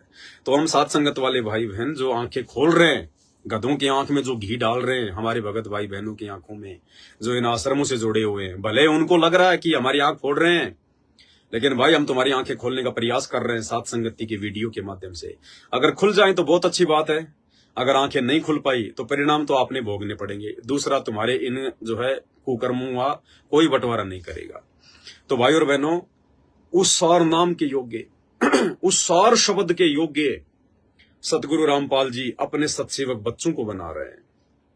हम कर रहे हैं इंतजार अपने भगवान का, हम सत्सेवकों को इंतजार है। हमने विश्वास किया है, हम नहीं गए इनके फर्जी आश्रमों में, हम नहीं जाते इनके इन कुसंगों में जहां पे सत्संगों के बहाने राजनेताओं को वोट डलवाने की बात कही जाती है, जहां पे सत्संगों के बहाने ज्योति पाठ के नाम पे भक्तों को लूटा जाता है। हम नहीं जाते इनके फर्जी आश्रमों में। हमने ज्ञान आधार से अपने घर को ही आश्रम बना लिया। हमने अपने घर पर ही अपने गुरुदेव भगवान को विराजमान कर लिया। मोको कहां ढूंढे रे बंदे, मैं तो तेरे पास में। घट हिम गंगा, घट हिम जमुना, घट हिम है जगदीश, सतगुरु तारेंगे। हमने अपने घर को ही आश्रम बना लिया, अपने घर पर ही गुरुदेव भगवान को विराजमान कर लिया। घर पर ही गुरुदेव भगवान की आरती करते हैं, उनके मंत्र करते हैं, उनके सत्संग सुनते हैं, उनकी मर्यादा निभाते हैं। हम कहीं धक्के नहीं खाते। हमको नहीं चाहिए इन लोगों का ये फर्जी सार नाम, हमको नहीं चाहिए इन लोगों का फर्जी सार शब्द। हमें इंतजार है अपने गुरुदेव भगवान का। हम पतिव्रता आत्माएं हैं, हम अपने पति से ही सार नाम लेंगे, अपने पति से ही सार शब्द लेंगे। हम अगर हमारी शादी अगर संत रामपाल जी से हुई है, शादी का मतलब आध्यात्मिक क्षेत्र में हमने संत रामपाल जी से नाम लिया है, तो हम संत रामपाल जी से ही शब्द लेंगे, संत रामपाल जी से ही सार नाम लेंगे। कोई दिक्कत नहीं, वो परमेश्वर है, उसकी लीला अपरंपार है, उसकी महिमा अपरंपार है। जरूरी नहीं है कि वो परमेश्वर कौन सा जो है रास्ता अपनाएगा, कौन सा वो तरीका अपनाएगा। वो परमेश्वर स्वप्न में आके भी सार नाम दे देगा, सार शब्द दे देगा। वो अंतर्यामी है, अनंत कोटि कलाओं का स्वामी है, कहीं भी जो है वो प्रकट होके सार नाम दे देगा, सार शब्द दे देगा। हमें कोई दिक्कत नहीं है कि संत रामपाल जी जेल से बाहर आए या ना आए, उनकी मर्जी, उनकी मौज, वो अपनी लीला कर रहे हैं। ना जाने कब अपनी लीला को समेटेंगे, कब अपनी माया को समेटेंगे, कब बाहर आएंगे, हमें कोई दिक्कत नहीं है। हम तो उनके आश्रित हैं। वो आज भी हमारे साथ में है, पहले भी हमारे साथ में था, आगे भी हमारे साथ में रहेगा। उनकी मर्जी, उनकी मौज, वो चाहे तो आज आ जाए जेल से, चाहे तो 100 साल भी ना आए। हमें इस बात का कोई दुख नहीं है, कोई तकलीफ नहीं है। हमें चिंता केवल एक ही बात की रहती है कि उन्होंने हमें जो मार्ग दिखा दिया, उन्होंने हमें जो रास्ता बता दिया, हम कहीं उस रास्ते से ना भटक जाएं। जो मर्यादा, जो नियम उन्होंने बता दिए, वो नियम और मर्यादाओं में कोई त्रुटि ना हो जाए। बाकी काम परमात्मा का है, वो कब नाम देगा, कब सार नाम देगा, कर सार शब्द देगा। ये जरूरी थोड़ी है कि गुरुजी जेल से बाहर नहीं आएंगे तो भक्तों को जो है वो सार नाम नहीं देंगे या सार शब्द नहीं देंगे, या गुरुजी जेल से बाहर नहीं आए तो भक्तों का मोक्ष नहीं होगा। नहीं, ये हम लोगों की छोटी सोच है, ये अज्ञान की कमी है। ये परमात्मा वर्तमान में कोई हिसार जेल में थोड़ी बैठा हुआ है, एक रूप में सतलोक में बैठा हुआ है, एक रूप में देवताओं के पास बैठ के ज्ञान समझा रहा है, एक रूप में पाताल लोक में ज्ञान समझा रहा है। अनंत रूप बना के अनंत ब्रह्मांडों में इस समय वो अपने भक्तों को जो है सृष्टि रचना सुना रहा है, ज्ञान बता रहा है। 100 दुख संकट अपने भक्तों के जगह जगह वो प्रकट होकर, करोड़ों अरबों जगह एक ही दिन में प्रकट होकर असंख्य ब्रह्मांडों में वो परमात्मा अपनी आत्माओं का उद्धार कर रहा है, उनको ज्ञान दे रहा है, सत्संग दे रहा है, नाम दे रहा है। ये जरूरी नहीं है, ये ना सोचना कि संत रामपाल जी केवल हिसार जेल में बैठे हुए हैं। अगर वो हिसार जेल में बैठ जाएगा तो असंख्य ब्रह्मांडों को कौन चलाएगा। को पार्टी पगड़ा भया जागी जिया जून, सब काहू को देत है चौंत समाना चून। इस संसार में सकल सृष्टि में समस्त जीवों का 84 लाख योनियों के प्राणियों का वो परमेश्वर पेट भर रहा है। अरे वो भगवान जेल में बैठ गया तो ब्रह्मांड कौन चलाएगा। ये तो हमारी छोटी सोच है। ये परमात्मा ऐसी लीला करता है। वर्तमान में ये परमात्मा स्वर्ग में भी बैठा है, महास्वर्ग में भी बैठा है। वहां भी क्या पता परमात्मा इसी प्रकार की कोई लीला कर रहा हो, कोई जेल में बैठने की। और वो प्राणी भी यही सोच रहे हैं कि गुरुजी तो जेल में बैठे हैं, परमात्मा तो जेल में बैठे हैं। और इस धरती पर हम सोच रहे हैं कि गुरुजी तो जेल में बैठे हैं, गुरुजी तो जेल में बैठे हैं। और सतलोक वाली आत्माएं रोज उस परमात्मा के सतलोक में दर्शन कर रही हैं कि ये बैठे परमात्मा संत रामपाल जी, ये बैठे परमेश्वर संत रामपाल जी। भाई और बहनों, ये मालिक है।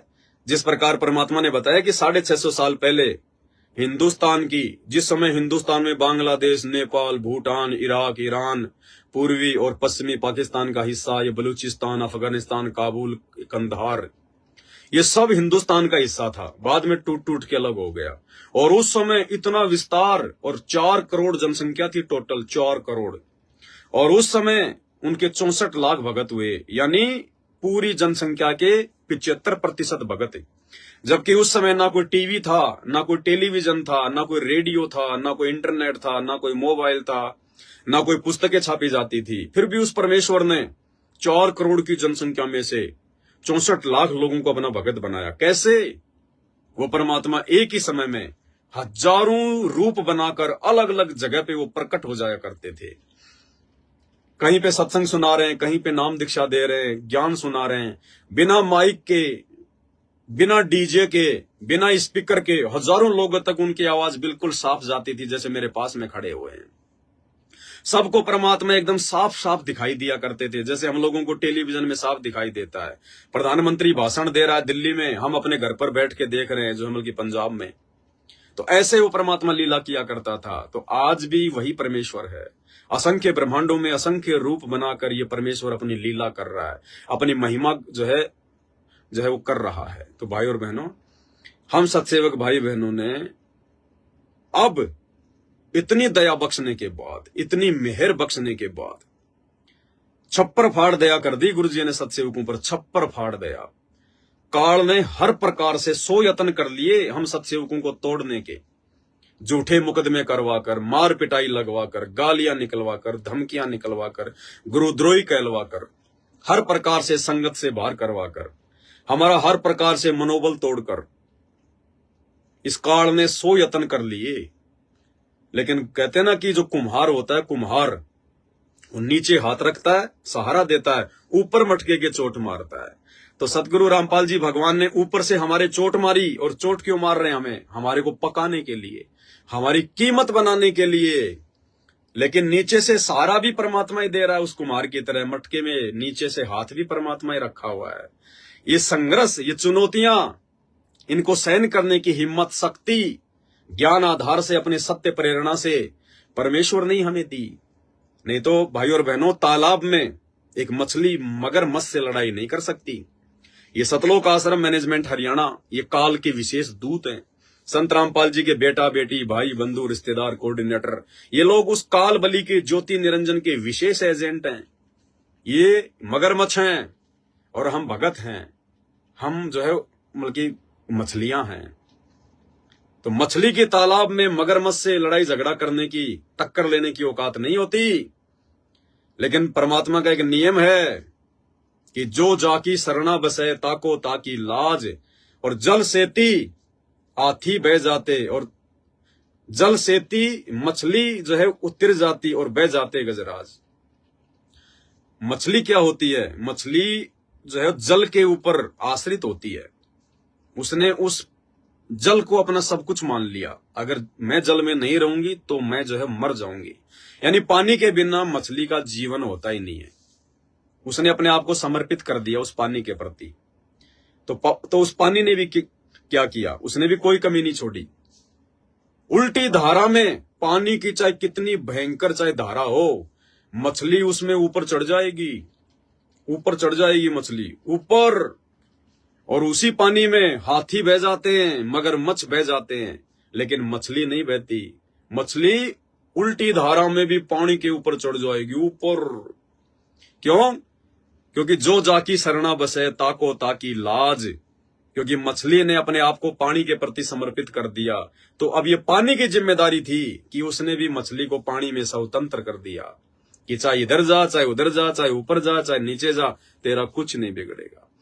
तो इसी प्रकार सत्सेवक बच्चों ने साध संगति से जुड़ी हुई आत्माओं ने ज्ञान को आधार बनाकर अपना तन मन धन मन कर्म वचन से अपने गुरुदेव के चरणों में समर्पित कर दिया कि परमेश्वर, हमने केवल आपको देखा है, हमने किसी भगवान को नहीं देखा, हमने किसी जो है कबीर को नहीं देखा, हमने केवल आपको देखा है। हमारे कबीर आप हो हे गुरुदेव, हमारे कबीर आप, हमारे मुनिंद्र आप, हमारे सत्सुकृत आप, हमारे करुणामय आप, हमारे गुरुदेव आप, हमारे भगवान आप, हमारे माँ आप, हमारे बाप आप। तमेव माता च पिता तमेव, तमेव बंधु च सखा तमेव।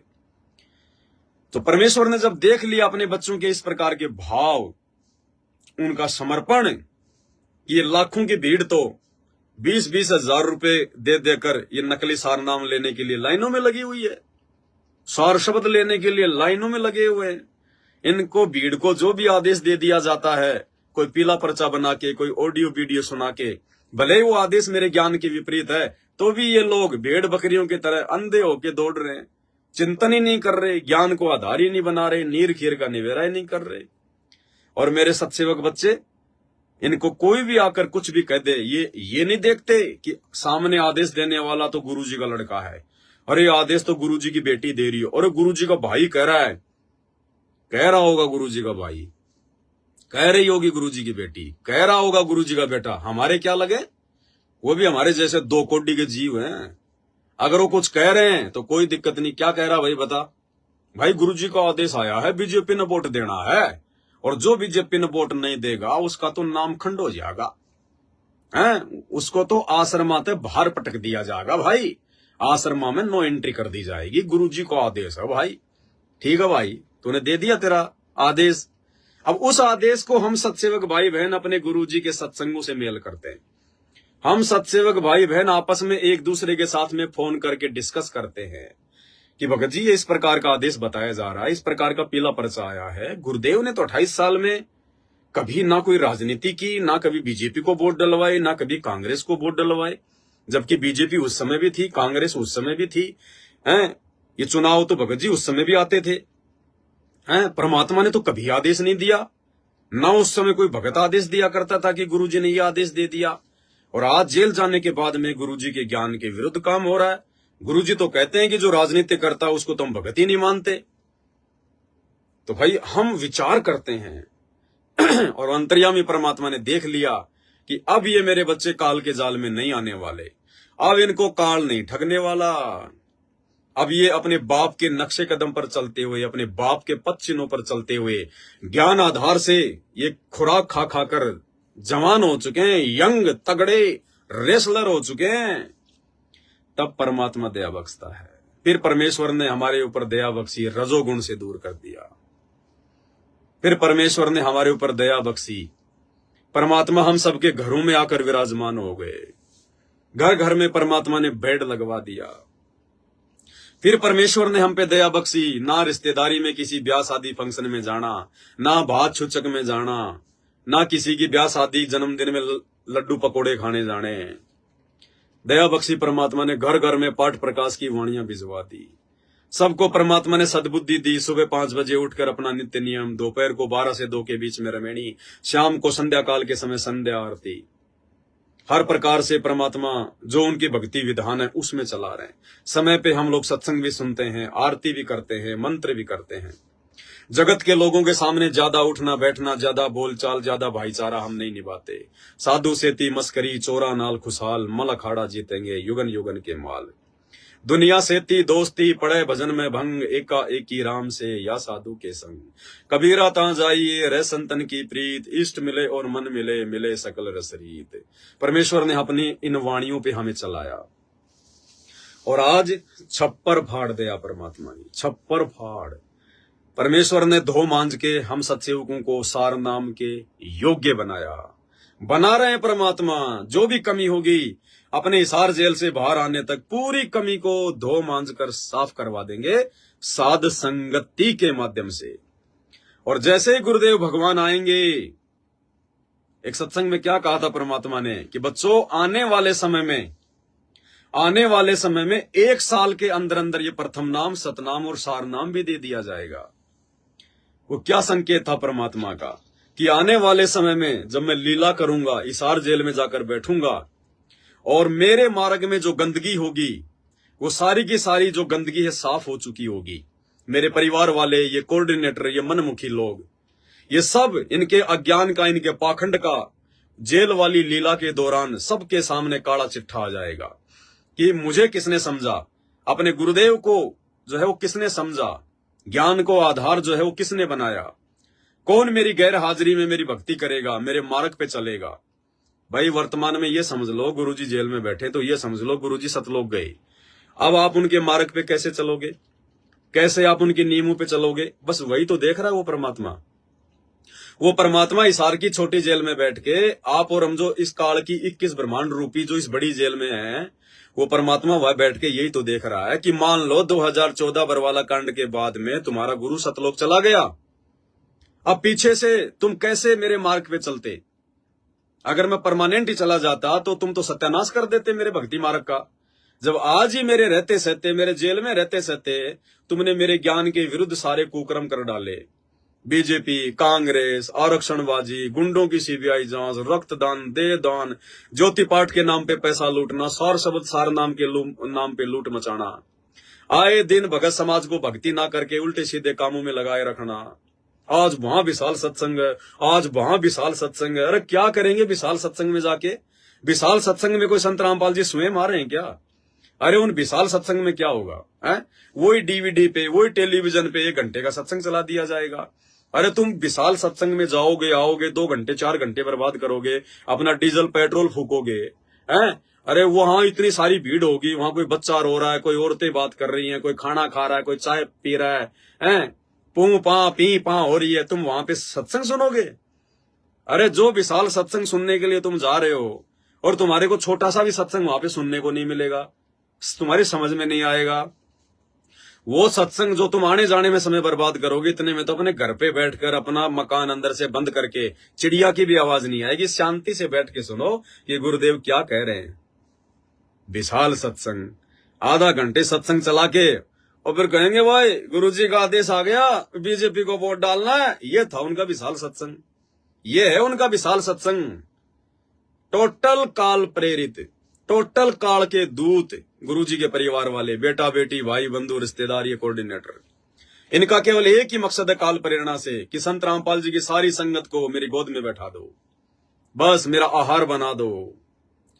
भाई ये सत्सेवक चक्कर में नहीं आने वाले। भाई हमारे विशाल सत्संग तो हमारे घर पे हमारे गुरुजी ने दे रखे हैं, मेमोरी कार्ड में, टेलीविजन पे, मोबाइल में, यूट्यूब पे बहुत विशाल सत्संग पड़े हैं उनके। भाई जिसने सुनना होगा वो अपने घर पे सुन लेगा, जिसने बकवाद करनी होगी वो चाहे कहीं जाके कर लो। तो भाई और बहनों, परमात्मा योग्य बना रहे हैं अपने सत्सेवक बच्चों को, हर प्रकार से धो मांझ के साफ सुथरा करके। परमात्मा ने शारीरिक रूप से भी अपने बच्चों को शुद्ध करना है, आत्मिक रूप से भी अपने बच्चों को जो है वो शुद्ध करना है, और ज्ञान से भी परमात्मा ने अपने बच्चों को जो है वो दृढ़ बनाना है। उसके लिए परमात्मा ने ये 7 संगतियों की दया बख्शी। हीरे मोती लाल परमात्मा ने छांट छांट के उस लाखों की भीड़ में से परमेश्वर ने जोड़ दिए इधर। तो अब आने के बाद में इन आत्माओं को, जो आत्माएं जो संकल्प नाम दीक्षा ली हुई है, 7 संगति से जुड़े हुए हैं, आते ही परमात्मा नाम की दया कर देगा। 4 महीने बाद में सतनाम दे देगा, और फिर 6 महीने के अंदर अंदर परमात्मा उनको सार नाम दे देगा, सार शब्द दे देगा।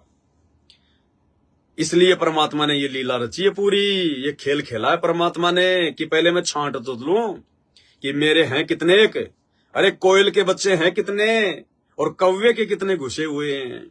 ये छटनी करने के लिए वो हिसार जेल में जाके बैठा है कि मैं अब कुछ नहीं बोलूंगा, मैं अब कुछ नहीं कहूंगा।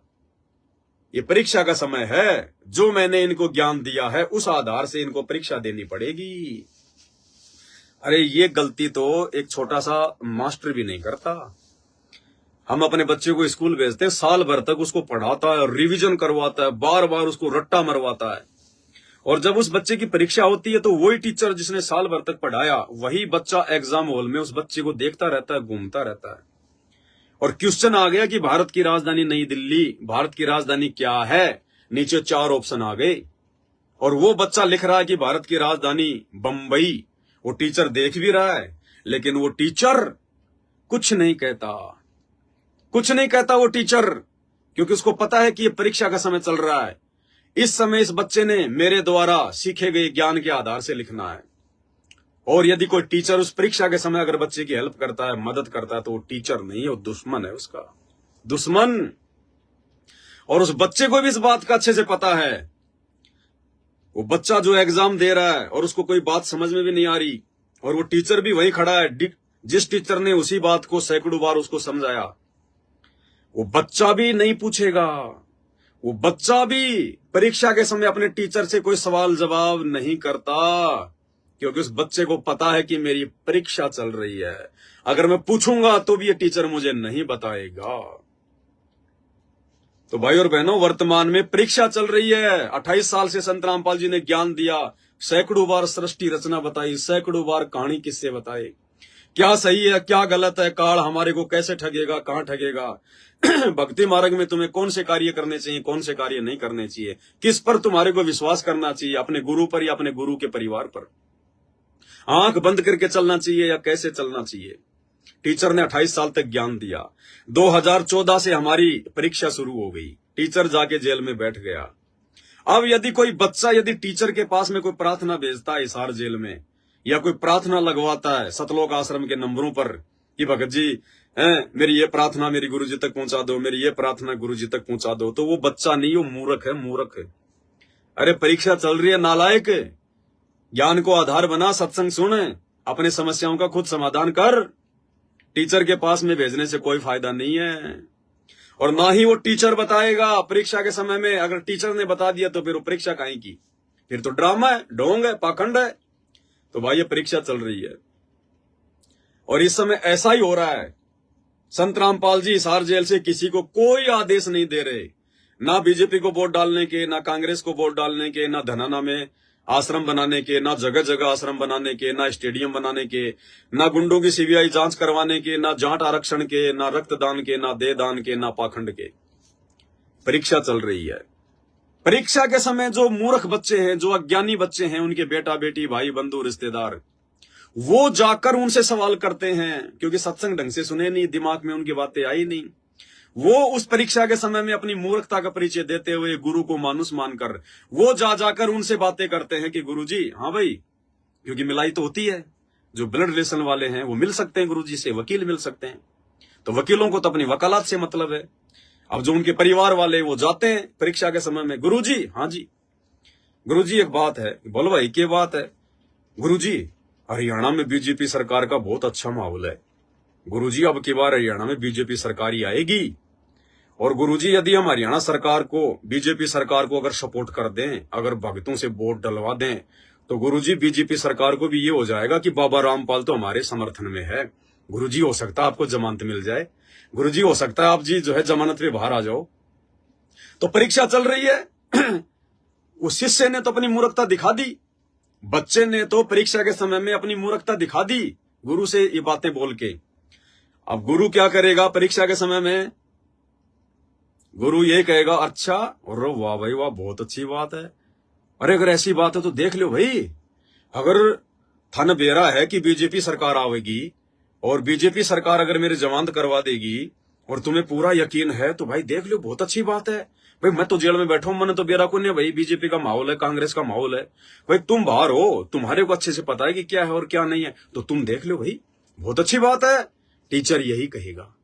अब टीचर ने ये बात बोल दी, अब इन्होंने टीचर की इस बात को संगत में आदेश बना के पारित कर दिया, पीला पर्चा लगा के पारित कर दिया कि गुरुजी का आदेश आ गया बीजेपी को वोट डाल दो, गुरुजी का आदेश आ गया बीजेपी को वोट डाल दो।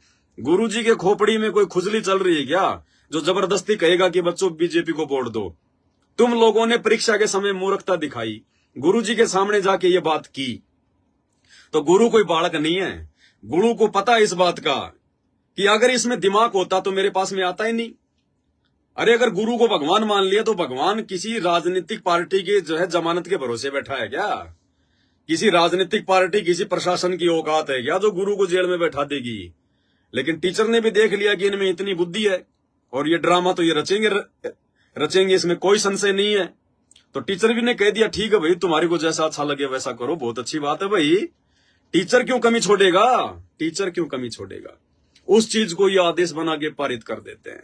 गुरुजी, हाँ भाई गुरुजी संगत बहुत ज्यादा बढ़ रही है। अच्छा हाँ गुरुजी, हजारों लाखों लोग नाम ले रहे। अच्छा हाँ गुरुजी, आश्रम थोड़े पड़ गए। गुरुजी महाराष्ट्र में बहुत लोग नाम ले रहे हैं। गुरुजी वहां एक आश्रम खोल दें। और खोल दो भाई, बहुत अच्छी बात। गुरुजी राजस्थान में बहुत लोग जुड़ रहे हैं। हाँ भाई खोल दो, क्या दिक्कत है? गुरुजी उत्तर प्रदेश में बहुत लोग जो है आपका ज्ञान सुन रहे हैं, समझ रहे हैं। गुरुजी हम उत्तर प्रदेश में आश्रम खोल दें। और खोल दो भाई, कोई दिक्कत नहीं है। गुरु क्यों मना करेगा भाई? अरे इतना विचार जब उस भगत ने नहीं लगाया, परीक्षा के समय में उस शिष्य ने नहीं लगाया कि तेरा गुरु एक छोटे से बरवाड़ा के आश्रम में बैठ के 16 एकड़ के आश्रम में बैठकर 16 एकड़ में जो है मतलब पंडाल भी बना हुआ है, भंडारा भी बना हुआ है, लेटरिन बाथरूम भी बने हुए हैं। एक छोटे से 16 एकड़ के आश्रम में बैठकर तेरे गुरु ने 22 साल तक पूरी दुनिया को ज्ञान समझाया, पूरी दुनिया को नाम दिया। क्या उस समय महाराष्ट्र से लोग नहीं आते थे? क्या उस समय कोई यूपी से लोग नहीं आते थे? क्या तुम्हारा गुरुजी भी तो उस समय बोल सकता था कि महाराष्ट्र के लोग यहाँ आएंगे, दुखी होंगे, परेशान होंगे, बच्चों महाराष्ट्र में आश्रम खोल दो। बच्चों उत्तर प्रदेश के लोग यहाँ आएंगे, परेशान होंगे, अपना समय और धन बर्बाद करेंगे, बच्चों उत्तर प्रदेश में शामली में एक आश्रम खोल दो। भाई राजस्थान के लोग आएंगे जाएंगे, बच्चों राजस्थान में एक आश्रम खोल दो। अरे नेपाल तक में परमात्मा ने आश्रम नहीं खोला। नेपाल तो दूसरा देश है ना, लेकिन संत रामपाल जी ने आश्रम नहीं खोला कि जिसको भगवान चाहेगा बरवाड़ा में नाक रगड़ने आएगा। अरे जिसको ज्ञान समझ में आ गया और जो एक देश की सीमा को लांग के भी नहीं आ सकता, वो काहे का भगत है फिर? परमात्मा जा जाके सबके मुंह में थोड़ा कोई निवाड़ा देगा। जब भूख लगती है तो आदमी को खुद ही रोटी पानी की तलाश करनी पड़ती है। तो जिसको भगवान चाहिएगा, जिसको भक्ति चाहिएगी, क्या नेपाल, क्या पाकिस्तान, क्या अमेरिका, क्या कनाडा आएगा। और आया करते थे। पूरे विश्व में केवल एक ही आश्रम था, जबकि 10-15 देशों के लोगों ने नाम ले रखा था। और आज उनके जेल जाने के बाद में तुमने भगत समाज के दान धर्म के पैसे को, ज्योति पाठ के पैसे को इन पत्थरों में बर्बाद करवा दिया। क्या काम आएंगे पत्थर हमारे? और आज कौन सा उन पत्थरों में जो है वो सत्संग हो रहा है? आज कौन सा वहां पे सत्संग हो रहा है? सिर्फ महीने में 2 महीने में एक बार संगत को बुलाया जाता है, सत्संग के लिए नहीं। पाठ पाठ पाठ, सत्संग के लिए तो इन सत्संगों में आज तक किसी को नहीं बुलाया गया। और ना ये बुलाते, जब भी बुलाते हैं महीने 2 महीने में कबीर प्रकट दिवस, सतगुरु अवतरण दिवस, गरीबदास जी का बोध दिवस, फलाने का निर्वाण दिवस, फलाने का फंडा दिवस है, उस दिन बुलाते हैं। ज्योति पाठ, पाठ चल रहा है, पाठ कराओ, पाठ कराओ। एक दिन से ज्यादा किसी को रुकने नहीं देते, क्योंकि ये इनकी अपनी खुद की प्रॉपर्टी है। ये आश्रम नहीं है, इनकी खुद की अपनी प्रॉपर्टी है ये। अरे आश्रम में तो भगत की इच्छा, चाहे 10 दिन रहो, चाहे 15 दिन रहो। किस लिए खोले? तुमने अपने बाप दादाओं की जमीन बेच बेच के आश्रम बनाए हैं, या उन्हीं भक्तों के दान धर्म से आश्रम बनाए हैं? और उन्हीं भक्तों को आश्रम में एक दिन भी रहने की अनुमति नहीं है, हैं? ये ड्रामा, पाखंड इन्होंने अपनी खुद की प्रॉपर्टी समझ रखी है। भगत समाज बेचारा मूर्ख है, पागल है, अज्ञान है, नादान है, समझ नहीं रहा इन बातों को। अरे परमात्मा ने ज्ञान दे दिया, नाम दे दिया, भक्ति दे दी, मर्यादा दे दी, काम धंधा तुम अपनी मेहनत से कर रहे हो, तुम्हें लोगों के तलवे चाटने की जरूरत क्या है? अपने घर पर रहो, घर पर परमात्मा का दरबार बनाओ, घर पे अपनी आरती करो, अपने बच्चों के साथ बैठ के भक्ति करो, अपनी जोत जलाओ, अपने 5 यज्ञ करो। और दान धर्म का पैसा परमात्मा कहते हैं, गुरु बिन माला फेरते, गुरु बिन देते दान, गुरु बिन दोनों निष्फल है, चाहे पूछो वेद पुराण। गुरु बिन दान पुण्य जो कर ही मिथ्या होए कबू न फल ही। जब गुरु जी आएंगे तब दे देना। तुम्हारे पास में तुम कितने लखपति अरबपति हो भाई? अरे तुम्हारे घर में इतने कितने पैसे हो गए कि तुम्हारे घर में आ ही नहीं रहे हैं? जब तुम्हारे गुरु जी आए तब दे देना मेरे भाई। सुपात्र को दोगे तो फायदा मिलेगा, कुपात्रों को चाहे अपनी जमीन बेच के दे दो तो भी नुकसान ही उठाना पड़ेगा। तो भाई और बहनों, बहुत बड़ी मेहर परमात्मा की हम साथ संगत से जुड़े हुए सत्सेवक भाई बहनों के ऊपर। परमात्मा इसी प्रकार से हम साथ संगत वालों पर रजा बनाए रखे, दया बनाए रखे। और परमेश्वर की इस दया के लिए, इस विशेष रहम के लिए भाई और बहनों, शब्द नहीं है परमात्मा की महिमा में।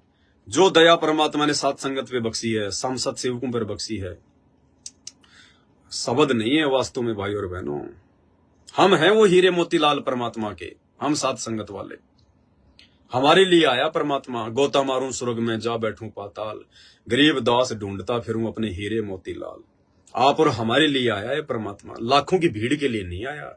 अरे नाम तो आने वाले दिनों में पूरी दुनिया लेगी, क्योंकि एकमात्र यही भगवान होगा, यही भक्ति होगी, सबको पता चल जाएगा।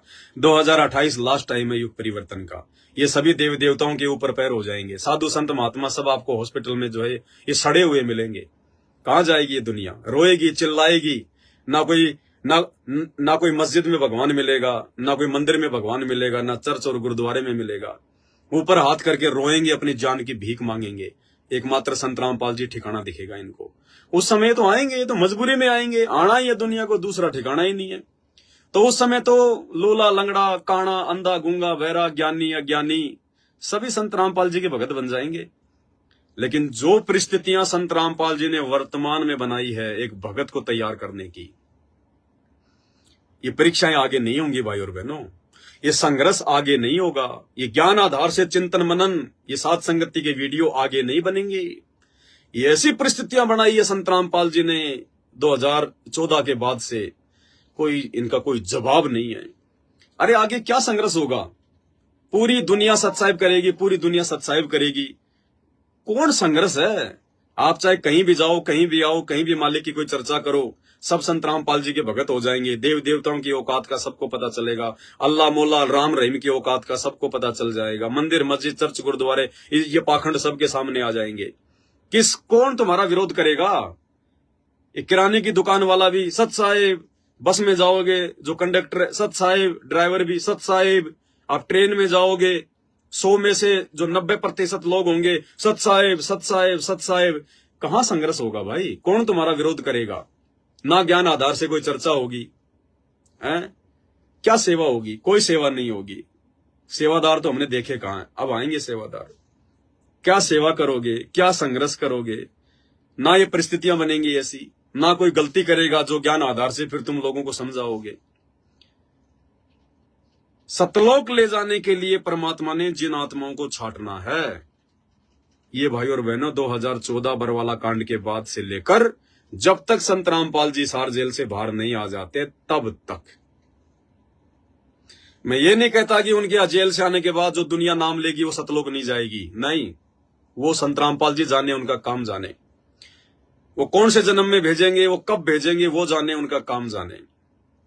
लेकिन भाई और बहनों, वर्तमान में जिन आत्माओं को परमात्मा ने छांट लिया, और जो आत्माएं हिम्मत करके ज्ञान को आधार बना के, मान बढ़ाई से दूर होकर के, निंदा बिंदा चुगली से दूर होकर जो दृढ़ भगत बन जाएगी, संत रामपाल जी को दिखा देगी कि परमात्मा हम आपके बच्चे हीरे मोती लाल, उनका तो पक्का नंबर है, पक्का। उनके तो सतलोक की टिकट बन चुकी है।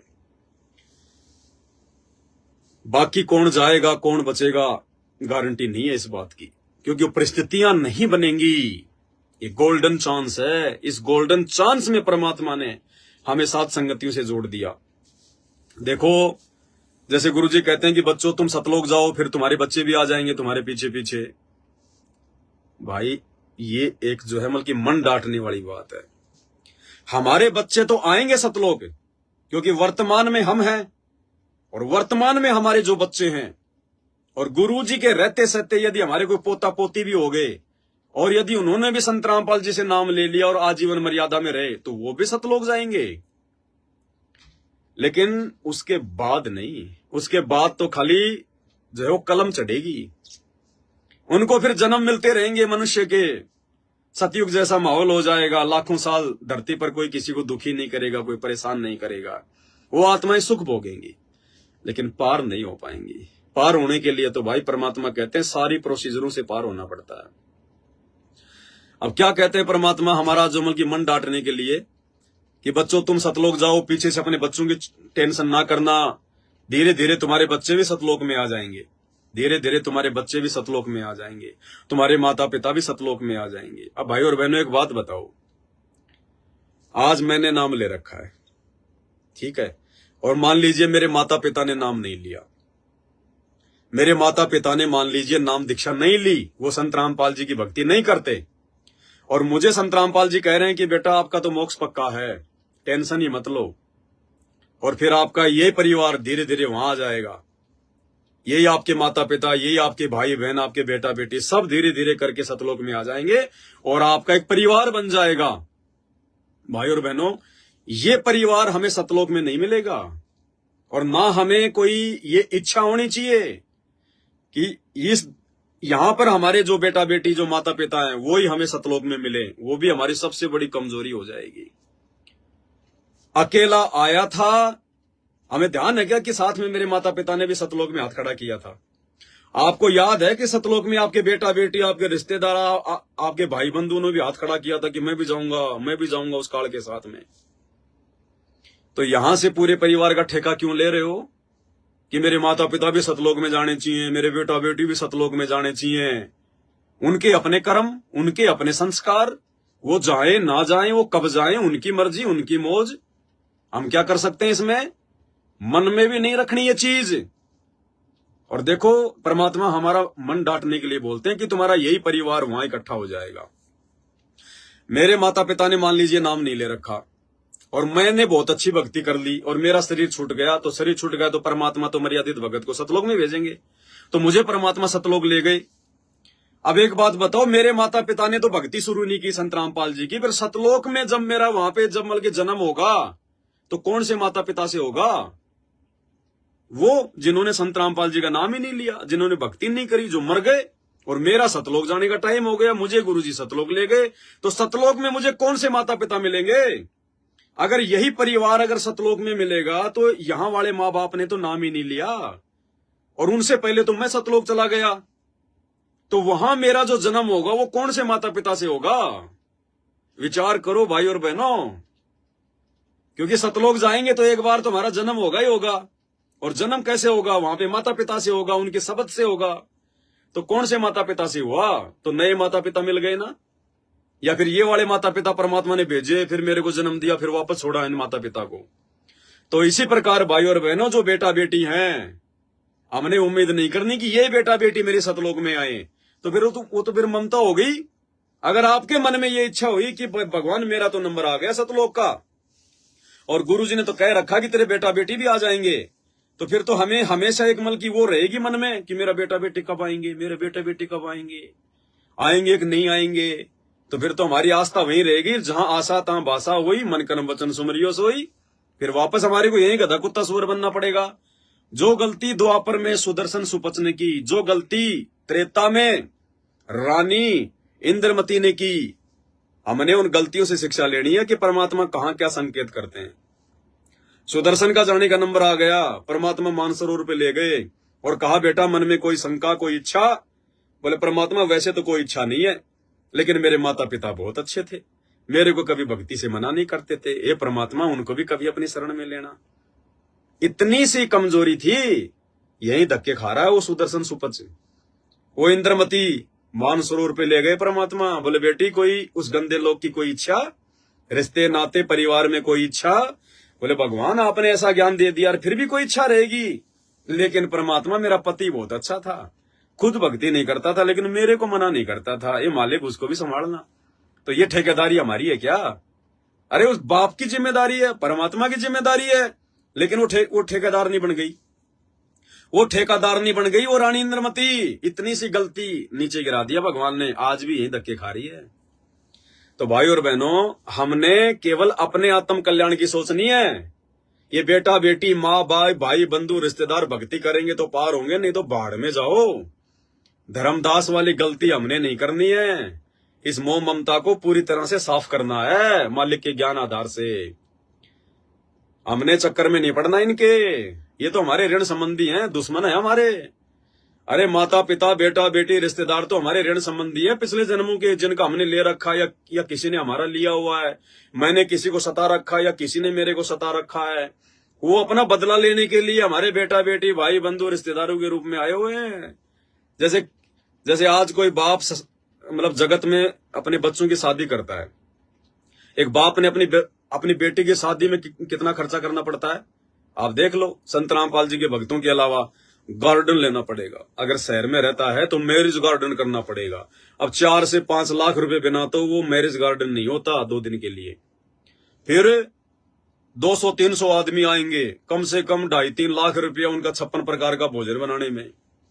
दुनिया भर का गहना लेना देना, ज्वेलरी वगैरह, कपड़े लत्ते, गाड़ी घोड़े, कितना खर्चा, कम से कम 20 से 25 लाख रुपए शहर में एक नॉर्मल फैमिली अगर शादी करती है अपने बच्ची की तो लगते हैं। अब क्या था, आज वो जिस बेटी की शादी कर रहा है 25 लाख रुपए अपनी मेहनत का पैसा गधे बैल की तरह कमा कमा के फिर 25 लाख रुपए 2 दिन में जो है बल्कि बर्बाद कर रहा है। ऊपर से दहेज दे रहा है, कोई स्कॉर्पियो गाड़ी देता है, कोई फॉर्च्यूनर देता है, कोई 20 लाख देता है, कोई 5 लाख देता है। यानी वो लाखों रुपए का खर्चा जो बाप आप आज अपनी बेटी के ऊपर उसको घर से विदा करते समय कर रहा है, वो क्या है, उस बाप ने पिछले जन्म में उस बेटी का पैसा खा रखा है, किसी व्यक्ति का पैसा खा रखा है। और अब वो व्यक्ति क्या करेगा, इस जन्म में उसका जवाई बनेगा और जवाई बनके वो पैसा तो लेगा ही लेगा, स्कॉर्पियो तो लेगा ही लेगा, पिछले जन्म का हिसाब किताब तो पूरा करेगा ही करेगा। टीके में लगन में 1.25 लाख रुपए 5 लाख रुपए तो लेगा ही लेगा, साथ में उसकी बेटी और लेके जाएगा। पैसे ले गया, साथ में बेटी ले गया, बदला पूरा। तो ये हमारे दुश्मन हैं। बेटे को हमने जन्म दिया, पाला पोसा, बड़ा किया, हैं, बड़ा होके बेटा निकम्मा निकल गया, बाप की जमीन बिकवा देगा, गाड़ी ले आएगा, शराब पिएगा, दोस्तों की कुसंगति में पड़ जाएगा, कभी एक्सीडेंट में टांग कटेगी, कभी लड़ाई झगड़े में जेल में पड़ा होगा, सारी जिंदगी बाप का रोना। कौन है वो बेटा, पिछले जन्म का ऋणी। ऐसे ही उस बेटे को पिछले जन्म में उस बाप ने दुखी कर रखा था। आज वर्तमान में वो बेटा अपना बदला ले रहा बेटा बनके। तो गुरुदेव ने कहा कि ये हमारे दुश्मन है ये बेटा बेटी। अगर कोई भक्ति पे लग जाता है माता पिता के साथ में, माता पिता का सहयोग करता है, माता पिता को दुखी नहीं करता है, तो बहुत अच्छी बात है। तुम्हारे पिछले जन्म के ज्यादा बिगड़े हुए संस्कार नहीं है और वर्तमान में भी परमात्मा सेट कर देगा धीरे धीरे धीरे धीरे। लेकिन फिर भी सेट हो गए तो इसका मतलब ये नहीं कि हम इनके अंदर फालतू का प्यार करने लग जाएं, मोह ममता जाहिर करने लग जाएं। नहीं, परमात्मा की आत्मा थी, परमात्मा ने आपके घर पे भेजी, आपने उनको नाम पे लगा दिया, वापस परमात्मा को सौंप दो कि परमात्मा मैं तो केवल इनकी जिम्मेदारी तक निमित्त हूं, केवल इनकी रोजी रोटी के लिए जो आपने मुझे निमित्त बनाया, एक बाप बनाया, इनको पढ़ा दूं, लिखा दूं, इनके शरीर के ऊपर एक कपड़े पहना दूं। ठीक है परमात्मा, मेरी केवल इतनी जिम्मेदारी है। बाकी परमात्मा ये भगत बनेगा या मेरा दुश्मन बनेगा, सतलोक जाएगा, नरक में जाएगा, ये आप जानो, ये आपका बेटा जाने, ये मेरा बेटा नहीं है। मेरे तो ऐसे ऐसे ना जाने कितने बेटे हो चुके हैं, कितने जन्म में गधा रह चुका हूं, मैंने कितने गधे पैदा कर दिए, कितने जन्मों में मैं कुत्ता रह चुका हूं, मैंने कितने कुत्ते पैदा कर दिए, कितने जन्मों में मैं इंसान रह चुका हूं, मैंने कितने इंसान पैदा कर दिए। मेरा कौन सा बेटा है, इसके जैसे ना जाने कितने बेटा बेटी मैंने पैदा करके छोड़ दिए। कौन सा बेटा मेरा, आप कितने बेटों के पीछे लगूंगा मैं। तो केवल इस भाव से हमारी जिम्मेदारी है कि बच्चों को भी मालिक के नाम पे लगाएं, उनके मार्ग में लगाएं, हर संभव उनको समझाएं। लेकिन समझना ना समझना भाई और बहनों, ये हमारी जो है कोशिशों के ऊपर नहीं है, ये तो उस बेटा बेटी के संस्कार के ऊपर है। इसलिए यदि किसी के बेटा बेटी ऐसे निकम्मे भी हो, नाम लेकर भी अगर भक्ति ना करें, तो उस भगत ने उसकी टेंशन छोड़ देनी चाहिए। वो चाहे बेटी है चाहे बेटा है। एक बहन का फोन आया कि मेरी बेटी जो है 13-14 साल की है, निकम्मी हो गई है, नाम दीक्षा मैंने उसको दिला दी थी लेकिन दोस्तों की कुसंगति में पड़ के अब उसने भक्ति छोड़ दी, मुझे भी दुखी करती है और मैं भी टेंशन में रहती हूँ। तो दास ने तो उस बहन को ये समझाया, इसी आधार से समझाया जो सारी बातें यहां बताई है कि बहन जी छोड़ दो उसको, आपकी जिम्मेदारी है अपने बेटा या बेटी को समझाने की, परमात्मा के नाम पे लगाने की। अगर नहीं लगता है या नाम लेकर भी बकवाद करता है, आपकी बात नहीं मानता है, वही बकवादे करता है, तो देखो अगर छोटा बच्चा हो 2, 4, 5 साल का, उसको तो हम मार ले, पीट ले, थप्पड़ थुप्पड़ लगा लें, उसको डरा दें। वो जवान हो गया, हमारे बराबर हो गया, 13, 14, 15 साल का हो गया, अब उसको मारे तो भी अच्छा नहीं लगता। उसको बार बार समझा सकते हैं, प्रार्थना कर सकते हैं। फिर भी यदि वो बेटा या बेटी अपनी हरकतों से बाज नहीं आती है, तो भाई और बहनों ये समझ लेना कि वो तेरे दुश्मन है। नारायण दास की तरह काल ने धर्मदास के घर में भेजा हुआ है। वो बेटा तेरा नहीं है, वो बेटी तेरी नहीं है, और ना वो परमात्मा का है। परमात्मा का होता तो परमात्मा के नाम पे लगता, परमात्मा की भक्ति करता। वो बेटा बेटी ना तो तेरा है ना वो परमात्मा का है, वो कौवे का है, वो काल की औलाद है, काल की संतान है। और काल की संतान को एक या दो बार समझाया जा सकता है, मार पिटाई नहीं की जाती। जैसे ये मैनेजमेंट वाले गुरुदेव के बेटा बेटी, ये काल की संतान है। परमात्मा ने मुझे जेल करवा दी, परमात्मा ने मेरे ऊपर मुकदमा करवा दिया, परमात्मा ने मुझे गुरुद्रोही कह दिया, क्योंकि उनको पता था कि वो मेरा बेटा है, वो बुरा नहीं मानेगा, मन में शंका भी नहीं लाएगा। लेकिन उन काल के एजेंटों को परमात्मा ने कुछ नहीं कहा। उनका हिसाब किताब तो आने वाले समय में उनके जो है कर्मों के आधार से होगा। तो जो अपना होता है उसको तो अपन समझा सकते हैं, लेकिन जो काल का है उसको नहीं समझा सकते। तो एक दो बार समझाओ, नहीं समझता है तो चाहे बेटा हो चाहे बेटी हो, जो भी वो कर्म कुकर्म करता है उसको फ्री छोड़ दो।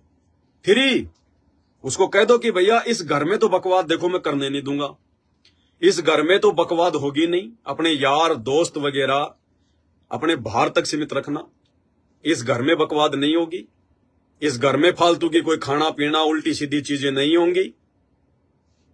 बाहर आपने जो बकवाद करनी है आप करो, ना करो आपकी मर्जी, उसको करने दो। वो बेटी अगर कुसंगति में पड़ गई है, उसने अगर बॉयफ्रेंड बना लिया है, उसको बनाने दो उसको बॉयफ्रेंड।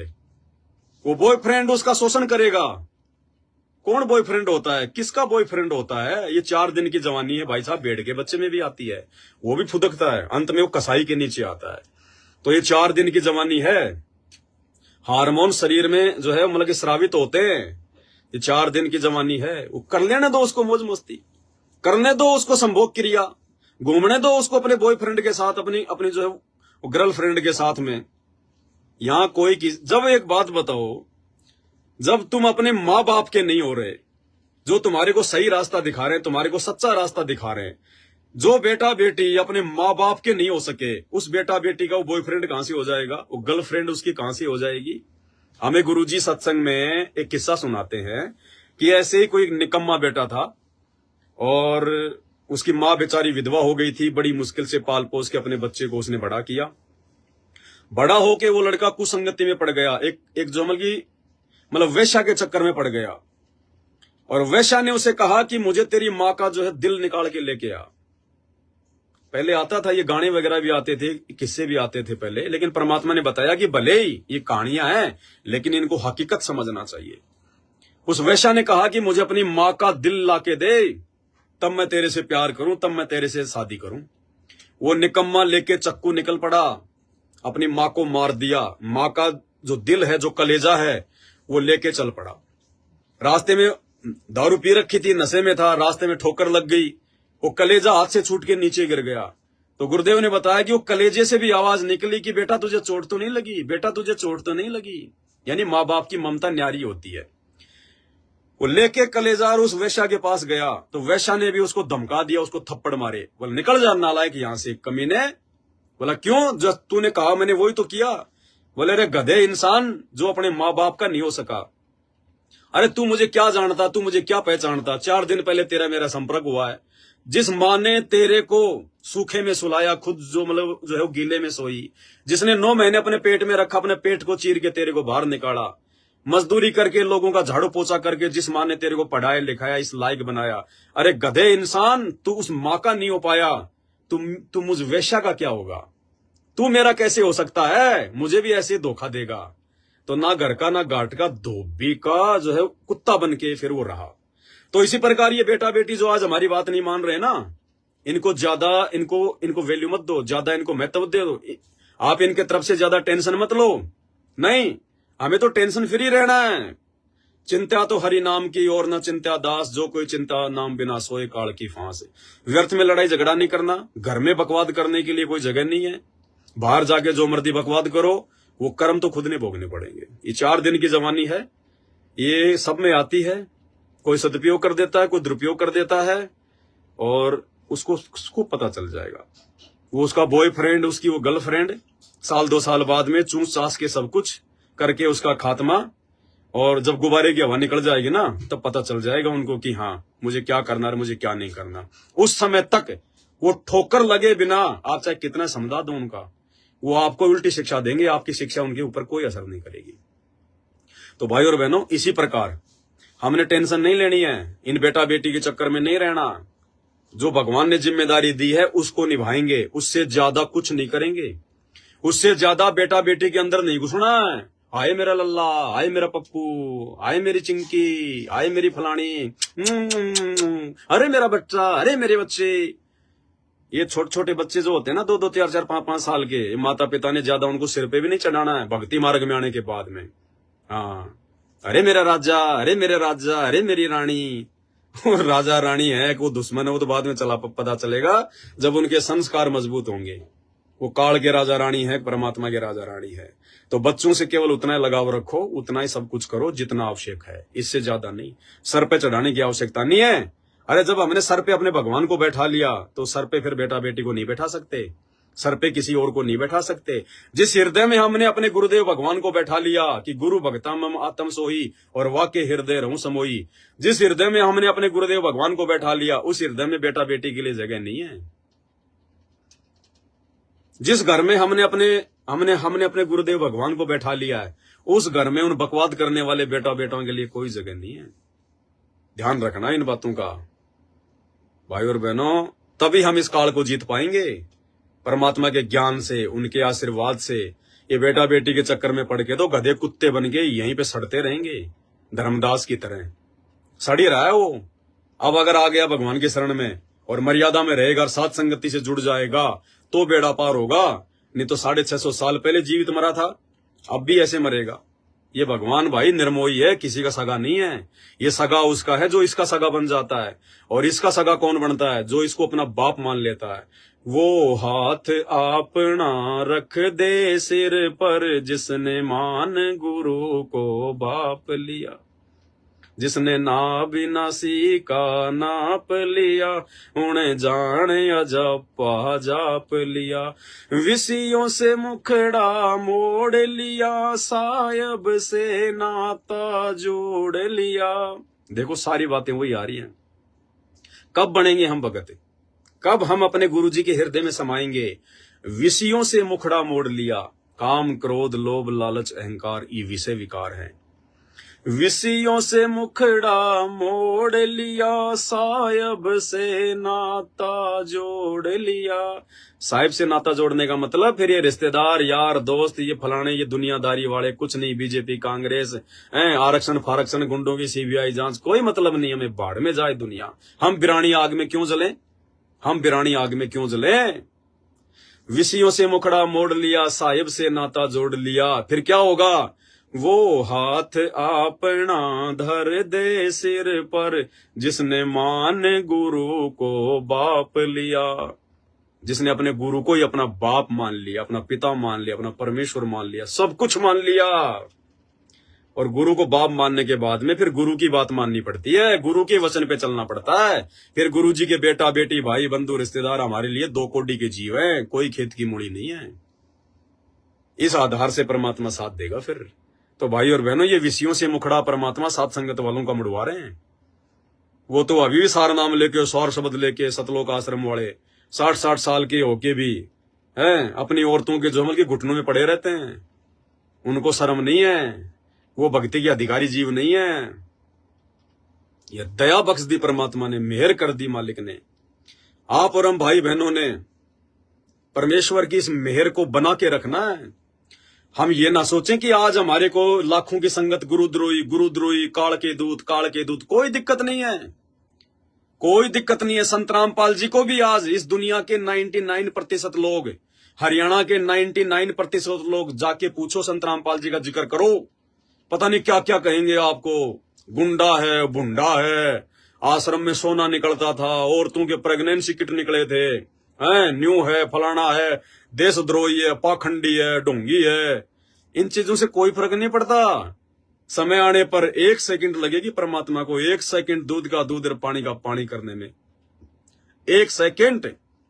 और जिस दिन हमारा बाप इस दुनिया के सामने निर्दोष साबित हो जाएगा, है वो तो निर्दोष ही है, भगवान कोई दोषी नहीं होता, लेकिन लोगों पर जो अज्ञानता का जो पर्दा पड़ा हुआ, जिस दिन वो समाप्त हो जाएगा, जिस दिन हमारा बाप संत रामपाल जी अपने वास्तविक फॉर्म में आ जाएगा, पूरी दुनिया को इनकी असलियत पता चल जाएगी। ये भगवान है, परमात्मा है, स्वयं अल्लाह है।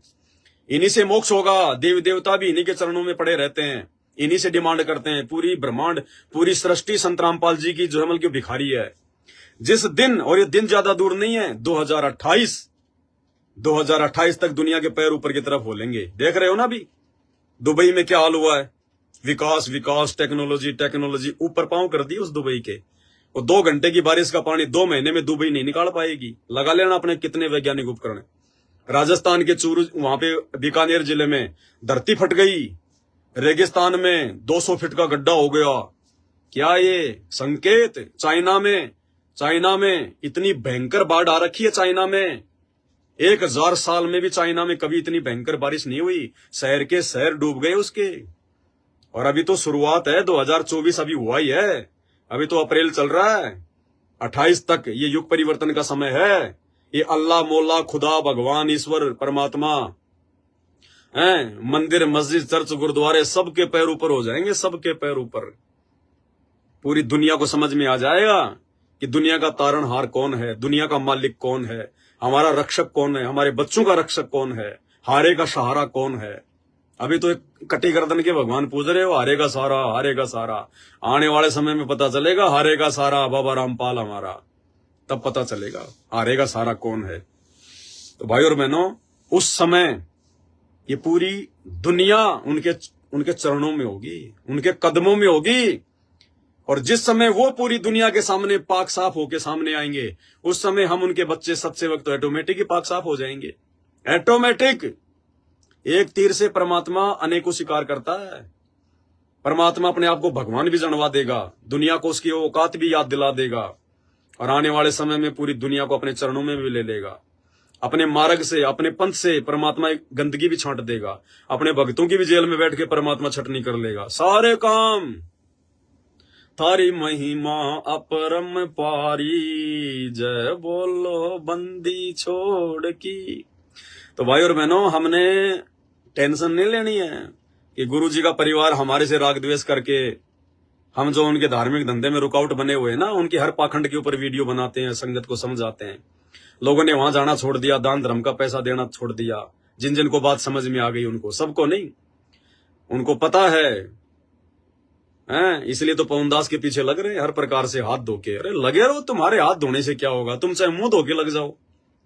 अरे पवनदास के सिर पर अगर उसके बाप का हाथ है, संत रामपाल जी का हाथ है, तो पवनदास का काल भी बाल बाका नहीं कर सकता। तुम्हारे काल के दूतों की तो औकात क्या है। अरे 8-10 साल में तुम बाल नहीं उखाड़ पाए इस पवनदास का, अब क्या उखाड़ लोगे। अब तो भगवान ने रक्षा कवच पहना रखा है। जब तक उसकी मर्यादा में है, उसकी आन कान में है, बाल बाका नहीं कर सकता कोई। बाल बाका तुम लोगों को चैलेंज देकर, 1 साल पहले तुम लोगों को चैलेंज देकर इसार में साथ संगति करके आए थे, और जाते लाइव आ गए कि भाई आ गए। तुम लोगों ने पूरा पुलिस प्रशासन बुला लिया, 200 गुंडे बुला लिए, हर चौराहे पे दे दे के लट खड़े कर दिए कि पवनदास बच के नहीं जाना चाहिए। अरे पवनदास तो छोड़ो, 200 आदमी पहुंचे थे सुबह सुबह, फिर तो तुमने एंट्री बंद करवा दी, वरना हजारों आते। पवनदास तो छोड़ो, 200 भक्तों में से तुम किसी का बाल बाका नहीं कर पाए, एक का भी। यह है समर्थ की शक्ति। ऐसे परमात्मा अपने बच्चों के साथ में रहता है। मुकदमा तुमने करके देख लिया, मुझ पवनदास को जेल तुमने करवा के देख ली। जमानत के टाइम पे 5-5 वकील तुम लोगों ने जो है बल्कि खड़े कर दिए, टॉप मोस्ट की जमानत नहीं होनी चाहिए। परमात्मा ने जमानत भी करवाई, बंदी छोड़ है। और जेल से आने के बाद में फिर परमात्मा ने सात संगतियां जोर शोर से चलाई। भाई जिसको भगवान खड़ा करता है ना, उसको भगवान ही बैठा सकता है, दूसरा किसी की औकात नहीं है। बाकी तो अपने जो है बल्कि कर्म फोड़ सकते हैं, इससे ज्यादा कुछ नहीं है। तो भाई और बहनों, दास बैठा तो था कुछ शंकाओं के समाधान के लिए, कि कुछ 10-15 शंकाएं थी भगत भाई बहनों की। लेकिन देखो वही बात है, दास की कोई औकात नहीं है, दास की अपनी मर्जी नहीं चलती है। मैं क्या सोच के बैठूंगा, मैं क्या बोलूंगा, ये मेरी नहीं चलती है। जब भगवान की सेवा में बैठते हैं तो फिर भगवान की चलती है। अगर हम भगवान के अनुसार चल रहे हैं तो, अगर भगवान को भगवान मानते हैं तो फिर भगवान की ही चलेगी, फिर हमारी नहीं चलेगी। तो परमेश्वर ने टॉपिक ही चेंज कर दिया, जबकि हमको सोच के थोड़ी बैठे थे कि हम इस विषय पे बात करेंगे, नहीं। और देखो कैसे 2 घंटे निकल गए। कैसे 2 घंटे निकल गए भाई और बहनों, पता नहीं चलता इस मालिक की चर्चा में, इसकी महिमा में। तो ये मालिक की दया है, परमात्मा की प्रार्थना जो है ये दया है। शंका समाधान फिर कर लेंगे, कल कर लेंगे मालिक की दया से। और बहुत बड़ी मेहर है परमात्मा की, बहुत बड़ी मेहर। इस मेहर को यदि कोई नालायक अपनी कमजोरी के चलते अगर सात संगति से हटकर अगर दूर कर लिया तो भाई वो तो निर्भाग्य आदमी है। उससे बड़ा तो निर्भाग्य आदमी धरती पे कोई नहीं, सृष्टि में कोई नहीं, जो सात संगति से जुड़कर इतना ज्ञान लेकर भी अगर अपनी मनमुखी अगर किसी भी कारण से अगर सात संगति से दूर हो जाता है, उससे बड़ा तो धरती पर कोई निर्भाग्य आदमी नहीं है। और उससे बड़ा कोई सौभाग्यशाली भी आत्मा नहीं है कोई धरती पर जो सात संगति से जुड़ा हुआ है। हम एक ही गुरु के चेले हैं, उन्होंने एक समान ज्ञान दिया है। उनकी बुद्धि सतलोक आश्रम मैनेजमेंट वालों की, गुरु जी के परिवार वालों की रसातल में है, पाताल में। आप और हमारी बुद्धि परमात्मा ने सतलोक में पहुंचा दी। इतना अंतर है बिल्कुल दिन रात का। सात संगत से जुड़े हुए भाई बहन और सतलोक आश्रमों से जुड़े हुए भाई बहन, भले वो कितनी अच्छी आत्माएं बेचारी, लेकिन उनके संस्कार कमजोर हैं। उनके आचार विचार व्यवहार बोल चाल रहन सहन भक्ति भाव मर्यादा, रात दिन का अंतर है, रात दिन का अंतर। और हमें इस बात का दुख है, यदि गुरुदेव के हिसार जेल से बाहर आने से पहले पहले यदि कोई आत्मा सात संगति से नहीं जुड़ी, अपनी मर्यादाओं को ठीक नहीं किया, कुकर्म और पाखंडों में मैनेजमेंट का साथ देना नहीं छोड़ा, वो आत्मा मनुष्य जन्म प्राप्त करके भी यहीं रह जाएगी। और फिर लंबा चक्कर, ना जाने वर्तमान की भक्ति को काल पता नहीं कहां कहां बर्बाद करवाएगा, ब्रह्मा विष्णु महेश बनाएगा, असंख्य युग बीत जाएंगे। अरे यहां तो ये छोटा सा मनुष्य जीवन काटना भी मुश्किल हो गया। रियलिटी है भाई और बहनों, सात संगत से जुड़े हुए भाई बहन है जिनको ज्ञान समझ में आ गया। मान लीजिए मुझ दास को 30 साल की उम्र में मुझे भगवान मिला, अभी मेरी 40 साल की उम्र है। 10 साल पहले मुझे परमात्मा मिले 2013 में। अब मेरी 40 साल की उम्र हो गई, अब ज्ञान समझ में आ गया। भाई और बहनों, मेरे लिए एक दिन काटना मुश्किल हो रहा है, एक एक दिन काटना मुश्किल हो रहा है। अरदास करता हूं कि परमात्मा अगर योग्य समझो तो भले इसी समय अपना विमान लेके आ जाओ परमात्मा, ये दास पीछे मुड़कर भी नहीं देखेगा। कौन बेटा बेटी, कौन रिश्तेदार, कौन गांव, कौन कोठी, कौन काम धंधा, कुछ नहीं। परमात्मा पीछे मुड़ के भी नहीं देखूंगा मालिक, तुरंत जाके सीट पे बैठ जाऊंगा। मतलब अगर कोई ये कहे ना कि पवनदास तू जो मिल 10 साल और जिएगा, तो मेरे लिए पहाड़ हो रहे हैं, पहाड़, वो 10 साल काटना पहाड़ हो रहे हैं। ये हाल है वर्तमान में, मालिक की दया से, गुरुदेव के आशीर्वाद से होता है ये, वैसे नहीं। और इतनी दृढ़ता हम सब भाई बहनों के अंदर आ जानी चाहिए। आप ये ना देखो कि भाई हम तो मतलब बुढ़ापे में सतलोक जाएंगे या परमात्मा कोई मतलब जो मतलब बुढ़ापे में लेके जाएगा, नहीं। हमें टेंशन नहीं होनी चाहिए फिर इस बात की। अगर हमें इस बात की टेंशन है कि मैं अगर मर गया जवानी में, मेरे बच्चे तो 10-10 साल के हैं, मैं तो किराए के मकान में रहता हूं, अभी तक तो मकान भी नहीं बना पाया, मैं आज ही सतलोक चला गया तो पीछे से मेरे बच्चों का क्या होगा, मकान बना पाएंगे नहीं बना पाएंगे, बच्चे ढंग से कोई काम कर पाएंगे या नहीं कर पाएंगे, तो फिर काहे का भगत, काहे की भक्ति कर रहे हैं फिर अपन। तू ठेकेदार है क्या बच्चों का? तू तेरे बच्चों को कराएगा क्या? अगर तेरे बच्चे के पैदा होते अगर तुम मर जाता तो फिर वो भगत जा नहीं सकता सतलोक। भले वो भक्ति कर रहा है लेकिन वो ड्रामा कर रहा है। अरे भगवान तो कहते हैं जीवन तो थोड़ा ही भला जय सत्य सुमरण होए, और ये लाख बरस का जीवना लेखत रहे ना कोई। हमने तो इंतजार करना चाहिए भगवान। अरे काहे की जवानी, काहे का बुढ़ापा, बुढ़ापे में तो नरक हो जाएगा ये जीवन, नरक। ना भक्ति कर पाओगे ना मंत्र कर पाओगे, बुढ़ापे में तो ठग लेगा ये मन। कभी पोते होंगे, कभी उन पोतों के पोते होंगे, कभी बेटी का पोता आएगा, उसका दोहता आएगा, ले लो दादाजी, अरे ले ले तेरा नाना जी, तेरा नाना जी, पुछ पुछ करते रहना फिर उनके। वो मोह ममता, फिर काल, फिर वो सोबरी ऋषि की तरह वो मगरमच्छ के बच्चों को देखकर उनको लोट पलेटा मारता हुआ देखकर वो भ्रमित हो गया। ऐसे बुढ़ापे में काल, क्योंकि बुढ़ापे में बुद्धि भी सटक जाती है, बुढ़ापे में बुद्धि भी सटक जाती है, शरीर भी काम करना छोड़ जाता है। और इतना सुख दे देगा भगवान, इतना सुख दे देगा। फिर परमात्मा कहते हैं अड़े सतलोक हो रहा है, क्या करेंगे सतलोक में, अड़े सतलोक हो रहा है। उससे पहले पहले परमात्मा से अरदास करो। अरे पीछे से भगवान संभालेगा उन बेटा बेटियों को, वो परमात्मा का काम है जो पूरी दुनिया संभाल रहा है। क्या वो तेरे बच्चे नहीं संभालेगा? अरे तू तो भगत है, तेरे बच्चे भगत हैं। दुनिया मरे वो तो सोचे, तू क्यों सोच रहा है नालायक?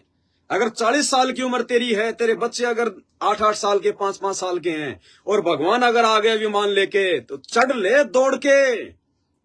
बेटा बेटी को लेके मत सोचना कि आजा बेटा, आजा आजा आजा भगतमती, आजा आजा। भाड़ में जाए भगतमती, भाड़ में जाए बेटा बेटी। पैरों में चप्पल नहीं है तो चप्पल भी पहनने की मत सोचना कि मैं चप्पल पहन लूं, इतने में तो निकल जाएगा विमान। दौड़ लो खींच के।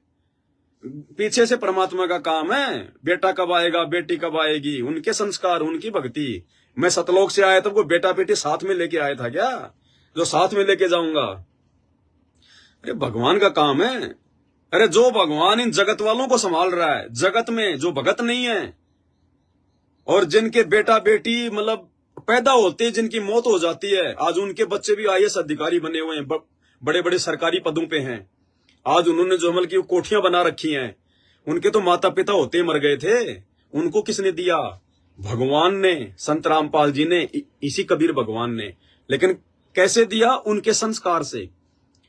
और तुम्हें भगवान ने शरण में ले लिया, तेरे बच्चे भगवान की जो है अमल की भक्ति कर रहे, तो तेरे तो बच्चों के संस्कार भी अच्छे, और संस्कार अगर अच्छे ना भी हो तो तेरे मरने के बाद तो वो भगवान के भगत हो गए। वो तो भगवान तो संस्कार से भी ज्यादा दे सकता है। अरे जब भगवान सरगुण रूप में, संत रूप में धरती पे आके प्रकट होता, अपना नाम देता है, तो परमात्मा भाग्य से ज्यादा दे सकता है। तो तेरे को तो किसी भी हाल में टेंशन ही नहीं होनी चाहिए। पहली बात तो तेरे बच्चों ने नाम ले लिया, तेरे बच्चे के संस्कार बन गए। दूसरी बात, भगवान का भगत हो गया, वो परमात्मा का बच्चा हो गया। परमात्मा की टेंशन, वो तेरा परिवार नहीं, वो परमात्मा का परिवार हो गया। तुझे तो टेंशन ही नहीं लेनी है, चाहे दूध पीता बच्चा क्यों ना हो, दूध पीता हुआ बच्चा क्यों ना हो। अगर उस समय भगवान अगर कह दे कि बेटी आजा, विमान तैयार है, सतलोक चलेगी, छुटा के दूध पटक के साइड में, ये भी ना देखना कि माताजी संभालना, सासू माँ बच्चे को संभालना, मैं सतलोक जा रही हूं, तो भी मामला बिगड़ जाएगा। ये भी नहीं कहना कि सासू माँ बच्चे को संभालना, बच्चे को हटा के कि परमात्मा दया कर दी मेरे मालिक, हे बंदी छोड़, परमात्मा इसी दिन का तो मैं इंतजार कर रही थी, परमात्मा मेहर बंदी छोड़, बैठ जाओ विमान में, गेट बंद कर लो, वो परमात्मा संभालेगा पीछे से, किसने दूध पिलाना है, किसने भोजन देना है। पो पाटी पगड़ा भया, जागी जिया जून, सब काहों को देते वो चौंस समाना चून। हमारे को टेंशन है क्या? अरे हमारे मरने के बाद में हमारे को लकड़ी पानी और आग कौन देता है? हम तो मर गए, और मरने के बाद भी भगवान क्या कह रहा है? परमात्मा की वाणी है कि मुर्दे को भी देत है लकड़ी पानी आग, और जीवित नर चिंता करे तेरा बड़ा अभाग। ये नालायक, वो भगवान इतना दयालु, वो तो मरने के बाद भी उसको जो अमल की कफन देता है, उसको जो अमल की आग देता है, उसको लकड़ियां देता है। और तू जितने जी टेंशन कर रहा है, जितने जी तू चिंता कर रहा है, तो तेरे से बड़ा निर्भाग्य प्राणी और कौन होगा? भाई और बहनों, अब गलतियां नहीं करनी जो गलतियां आज से पहले हम करते हुए आए। अब तो भगवान आ जाए और आप इस प्रकार से, आप और हम भगत भाई बहन इस प्रकार से ज्ञान आधार से बिल्कुल सतलोक के लिए तैयार हो जाएं कि परमात्मा चाहे अभी आ जाओ मेरे मालिक, और परमात्मा थोड़ा बहुत दुख, थोड़ी बहुत समस्या, परमात्मा इस आंडी मन को दिए रखना। अगर दुख नहीं होंगे तो भाव नहीं बनेंगे, दुख नहीं होंगे गुरुजी में वो भाव नहीं बनेंगे आपके, आप उस प्रकार से आरती मंत्र सत्संग नहीं कर पाएंगे। इसलिए मालिक से प्रार्थना करो कि परमात्मा सुख के माथे पत्थर पड़े, जो नाम हृदय से जाए, बलिहारी उस दुख के ऊपर जो पल पल नाम रटाए। और जिसको परमात्मा ने सतलोक लेके जाना होगा, जिसकी भक्ति को परमात्मा ने सफल कराना होगा, उसको परमात्मा यहाँ पे हल्का फुल्का दर्द दुख दिए रखेगा। और अगर आप भक्ति कर रहे हैं और छोटी मोटी कोई परेशानी आपके जीवन में है, शुक्र मनाओ संत रामपाल जी भगवान का, शुक्र मनाओ कि वो परेशानी बार बार आपको गुरुजी याद दिला रही है, बार बार वो परेशानी आपको परमात्मा याद दिला रही है, बार बार उस परेशानी में आप हमेशा आप अपने गुरुजी से अरदास कर रहे हो, माफी मांग रहे हो, ये परमात्मा दया करना, हे मालिक आप ही हो, और कौन है परमात्मा, हे परमेश्वर, हे बंदी छोड़। शुक्र मनाओ कि वो परेशानी आपको भगवान रटा रही है। बाकी जिनको सुख है उनको जाके पूछ लो, वो पत्थरों में पैसा लगवा रहे, भक्तों का बर्बाद कर रहे हैं उस पैसे को। जिनको भगवान ने जिनको सुख दे दिया, जिनकी मर्यादा टूट गई, वो बेबुद्धि के होके उन आश्रमों में फेंक रहे ज्योति पाठ का पैसा। लगाओ पत्थरों में पैसा, लगाओ सीमेंट में पैसा। भगवान तुम्हारा 6x12 की छोटी सी कोटड़ी में जेल में बैठा है। तुम यहाँ पे ताजमहल बना रहे हो, फूकोगे इन आश्रमों को, सिर पे धर के लेके जाओगे तूने इन आश्रमों को। अरे कल को जब भगवान का ज्ञान पूरी धरती पे होगा तो ये नकली संतों के आश्रम हमारे तो काम आएंगे, परमात्मा के बच्चों के तो काम आएंगे। और क्या करेंगे उन आश्रमों का भी, नकली संतों के आश्रमों का भी क्या करेंगे हम। अरे घर घर आश्रम बना दिया भगवान ने, आपका घर आश्रम नहीं है क्या? आपको मंत्र जाप करने के लिए कोई 2 बीघा जमीन चाहिए क्या? और मंत्र जाप करने के लिए आपको कोई बहुत बड़ा कोई जोमल की होल चाहिए क्या है? अरे राम रटत कोडी, राम रटत निर्धन बलो, टूटी घर की छान, वो सुंदर महल किस काम के जा भक्ति नहीं भगवान। ये पाखंड है, ड्रामा है टोटल। परमात्मा के नाम की आड़ में जो आश्रम बनाए जा रहे हैं, घर घर आश्रम बना दिया भगवान ने। और आने वाले समय में घर घर ही आश्रम होंगे। परमात्मा को ढोंग पाखंड के लिए जगह छोड़ के नहीं जाएगा। ये मिट्टी के ढूंढ, ये आश्रम जो बन रहे हैं आज, ये धनाना फनाना, ये सब ऐसे पड़े रहेंगे जब तक गुरुजी रहेंगे। केवल एक बरवाड़ा आश्रम में रहेंगे या मालिक की मौज कहीं और जाएं, लेकिन वो तेरे धनाना फनाना में तो गुरुजी पेशाब करने भी नहीं आएंगे। इस बात को नोट कर लेना। बार बार दास ये बात बोलता है। इस परीक्षा के समय में जो गुरुजी के आदेश के विपरीत, उनके ज्ञान के विपरीत जो कर्म हो रहे हैं, गुरुजी वहां पे बाथरूम करने भी नहीं जाएंगे। नोट कर लेना। दुनिया का सबसे बड़ा आश्रम, सबसे बड़ा आश्रम, सबसे बड़ा आश्रम भगत का घर है। भगत का घर। अंदर तो तुम्हारे मैल बड़ा पड़ा है, अंदर तो तुम गुरुजी को मानुस मानते हो, दुनिया भर का पाखंड कर रहे हो, राजनीति कर रहे हो। आश्रम में क्या भगवान मिलेगा? काल बैठा वहां, काल। और आने वाले समय में ये संगत को भी समझ में आ जाएगा और दुनिया को तो समझ में आना ही है। तो ठीक है भाई और बहनों, शंका समाधान के लिए फिर परमात्मा दया बख्शेंगे। 10 मैसेज डाल के लाइव आ जाएगा। अभी के लिए फिलहाल इतना ही। बंदी छोड़। सतगुरु रामपाल जी भगवान की जय हो।